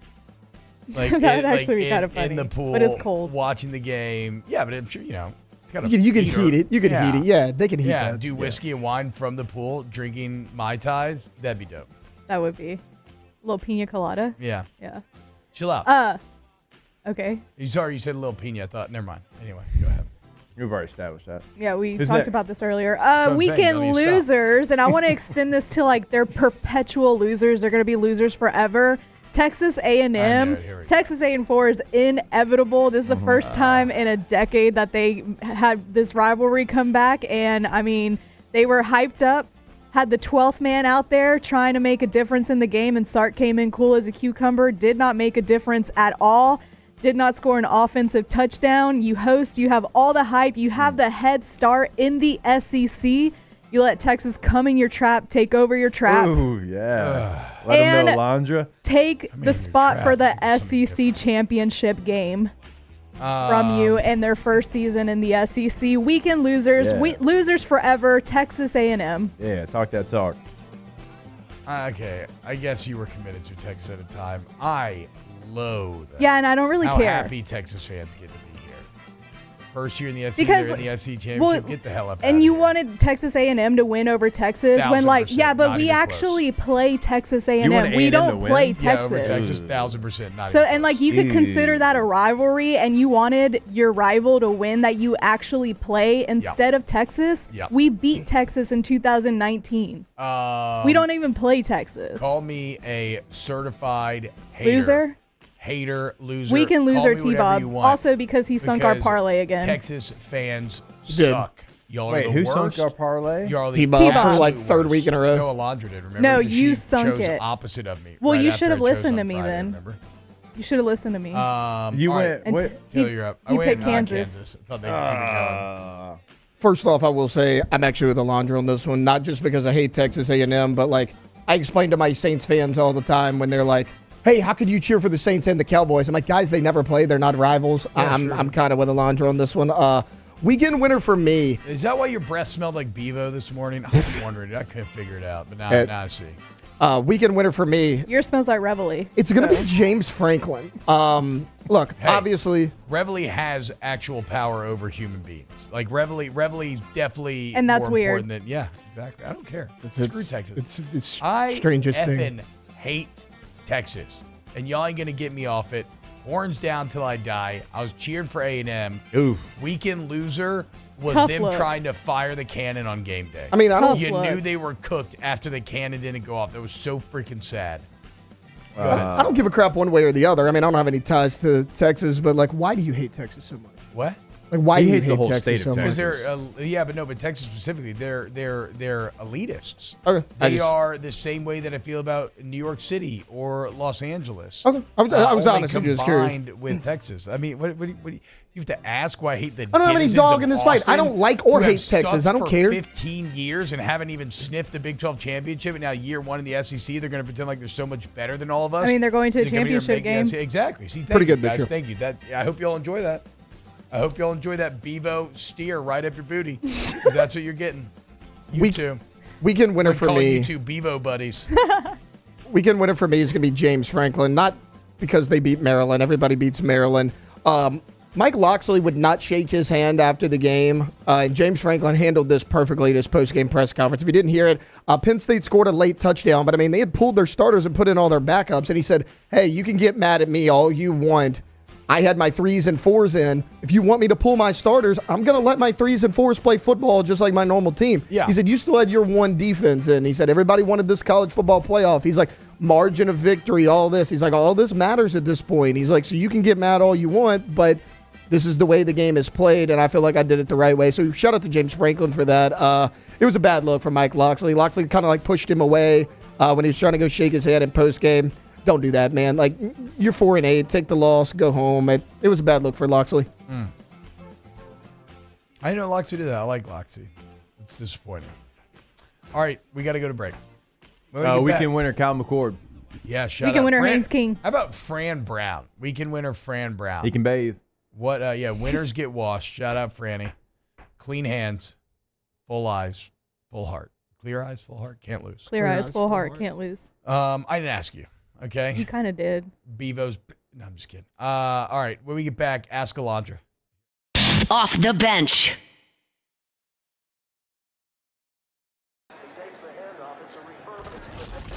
When you can't rely on technology, you can rely on Mountain Cold Refreshment. Dave's back on. Coors Light. Choose chill. There it is, the extra mile, on the border of expected and extraordinary, for those willing to go further, like vans customized for work or play, with safety and tech to keep you connected, supported by a 5-star sales, service, and finance team, and backed by the 1-star you know. So go the extra mile. It's never crowded because so few have what it takes to go there. Mercedes-Benz Vans. The Windsor Senior Living Community in Mandeville, Louisiana is a beautiful, vibrant apartment community geared towards seniors. They are nestled right in the heart of Mandeville, where seniors live a more carefree lifestyle in spacious apartments with the peace of mind that comes from having a little extra help. Call the Windsor at 985-624-8040 to schedule a lunch and tour. Come see how the Windsor can be your passport to peace of mind. Hey, it's Matt Moscona. For years, you've heard me tell you about Insurance Network of Louisiana, helping you find better coverage for less money. But it's not just for your home and auto. They also offer commercial property. So, retail stores, professional offices like doctors, dentists, attorneys, clothing boutiques. Insurance Network of Louisiana can find you better coverage for less money. They service the entire state of Louisiana, and they're local. So call today at 293-0450 or lainsurance.net. Jerry and Benny Payne began Central Plumbing Company out of their driveway in Tanglewood subdivision.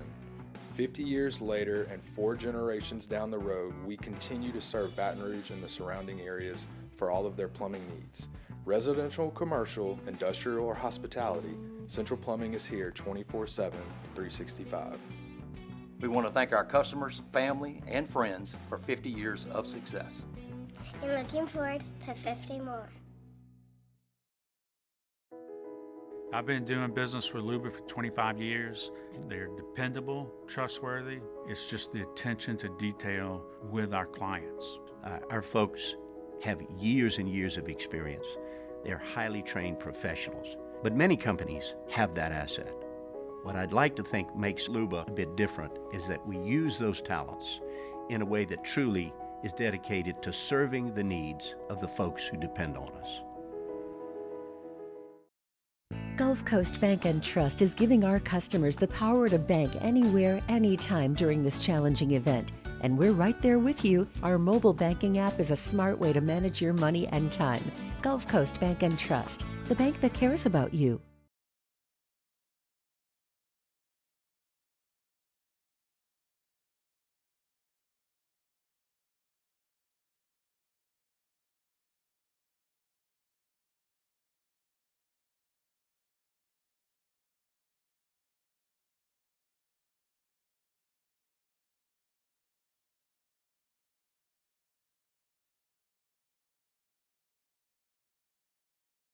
Get to enjoy all the amenities while kids are having a blast in the fun zone. Right now, we have a special for half off registration for any membership. Visit us online at soakitup.com.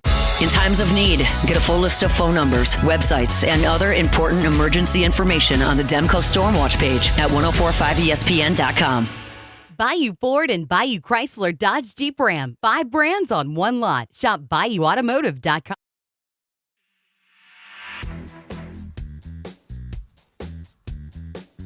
Welcome back to the 9th-ranked morning sports show in America. Off the bench. Welcome back to OTB. Remember, Trash Rangers, you're experts in your local trash pickup. I mean, I got screwed this morning. Forgot? No, I put it out, but apparently it wasn't in the right spot, and they just skipped it, even though it's full of Thanksgiving trash because nobody came by after Thanksgiving. That's not Trash Rangers, though. That's the national guys that I'm forced to use. If you were talking residential pickup, you live in Livingston or Ascension, they got your back, okay? They won't do that to you. If you are a business owner anywhere in the listening area, you need front-load dumpsters emptied up to 6 days a week, we can handle that, okay? You need big roll-off dumpsters for any size project, we can handle that. Your trash removal experts here in South Louisiana, that is Trash Rangers. Go to trashrangers.com, sign up today. It only takes a couple minutes. Trashrangers.com. All right. Alondra. Is T-Bob lacking testosterone since he can't drive a stick? Yes. Who said I couldn't drive a stick? I said I didn't learn on a stick. I'm just kidding. But I don't know. I mean, I don't know. I have not driven a stick since high shift school. Cars anymore? Who cares? I have not driven a stick since high school. I'd be very surprised to see. That's the thing. Like the older generation grew up on stick. Like you guys might be like the last group that would like would have gotten a car that had stick shift. I learned like a few times from my dad and this old Firebird he used to have, but like I've never like owned an everyday stick shift. So no, that's not the big of a deal. The seniors voted to wear crimson and white for the bowl game. How do we best honor their decision, Alondra? The LSU seniors or the Bama seniors? Well, I don't know. I would imagine LSU. Just answer the question. He's saying the LSU seniors. Who asked that? No, don't do it. Okay. Who asked that? Nookie. Nook, come on now. Come on now. It's not about the uniform combination, right? They wore purple at home for a long time. Tradition's great. It's about the 3 letters on the side of the helmet. That's who you play for. Be it white, be it gold, hell, be it purple in a silent season uniform. Agreed. Anybody disagree? No. It's fine if you do. No, I don't know. I don't care about the uniforms. I'm very uniform ambivalent. I just want you to win the game. Right. Just go play. But I will say that I think that those yellow... That's not what it says. That's what I'm saying. It told me to ask you how Yell Leader tastes. Okay. Tastes like Taylor, to be fair. So. Did I get drug into this somehow? Nothing I'm not used to. You know? I will say I did not like the yellow jerseys that we wore last week. Was not a fan of them. Just aesthetically. But I don't care what you wear.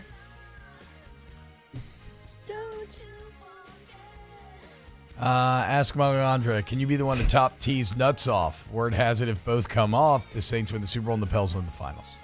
You're like Groundhog Day. I don't know. The Pels are like 190 right now. I don't think there's a Sorry, chance for guys. Derek Carr. We got to get QBR. Tebow on the line. Off the bench. Tebow? Tim Tebow. Oh, Tebow. To Yeah, Jeffrey. true. To do the castring. Yeah. Tebow. Remember Tebow? Yeah. If I was like y'all, you call me Tebow, but I don't got Bebo's nuts in my mouth, so you can't. If you have a problem with your nuts, you're Goodwood. Goodwood Men's Sexual Wellness, okay? YourGoodwood.com is the website. We ain't settling for mediocre sex lives, boys, okay? Be your best self. Maybe you're feeling old. Maybe you're having problems with ED. Maybe you just don't feel like you used to. Well, we can help you, okay? It's a private affair. Nobody knows. Transparent, affordable pricing. We got anti-aging, longevity treatments, PRP hair replacement, penile enhancement. We have tea. We have whatever you need. So let's maximize our potential at YourGoodwood.com.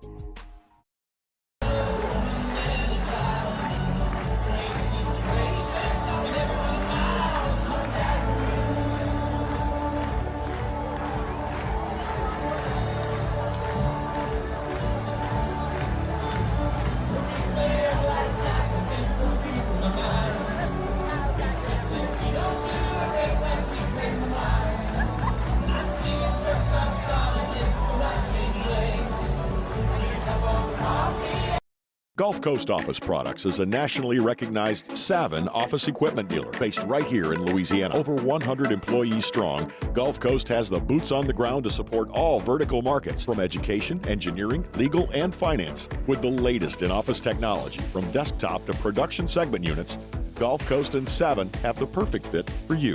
Call 225-756-2644. That's 756-2644 for Gulf Coast Office Products.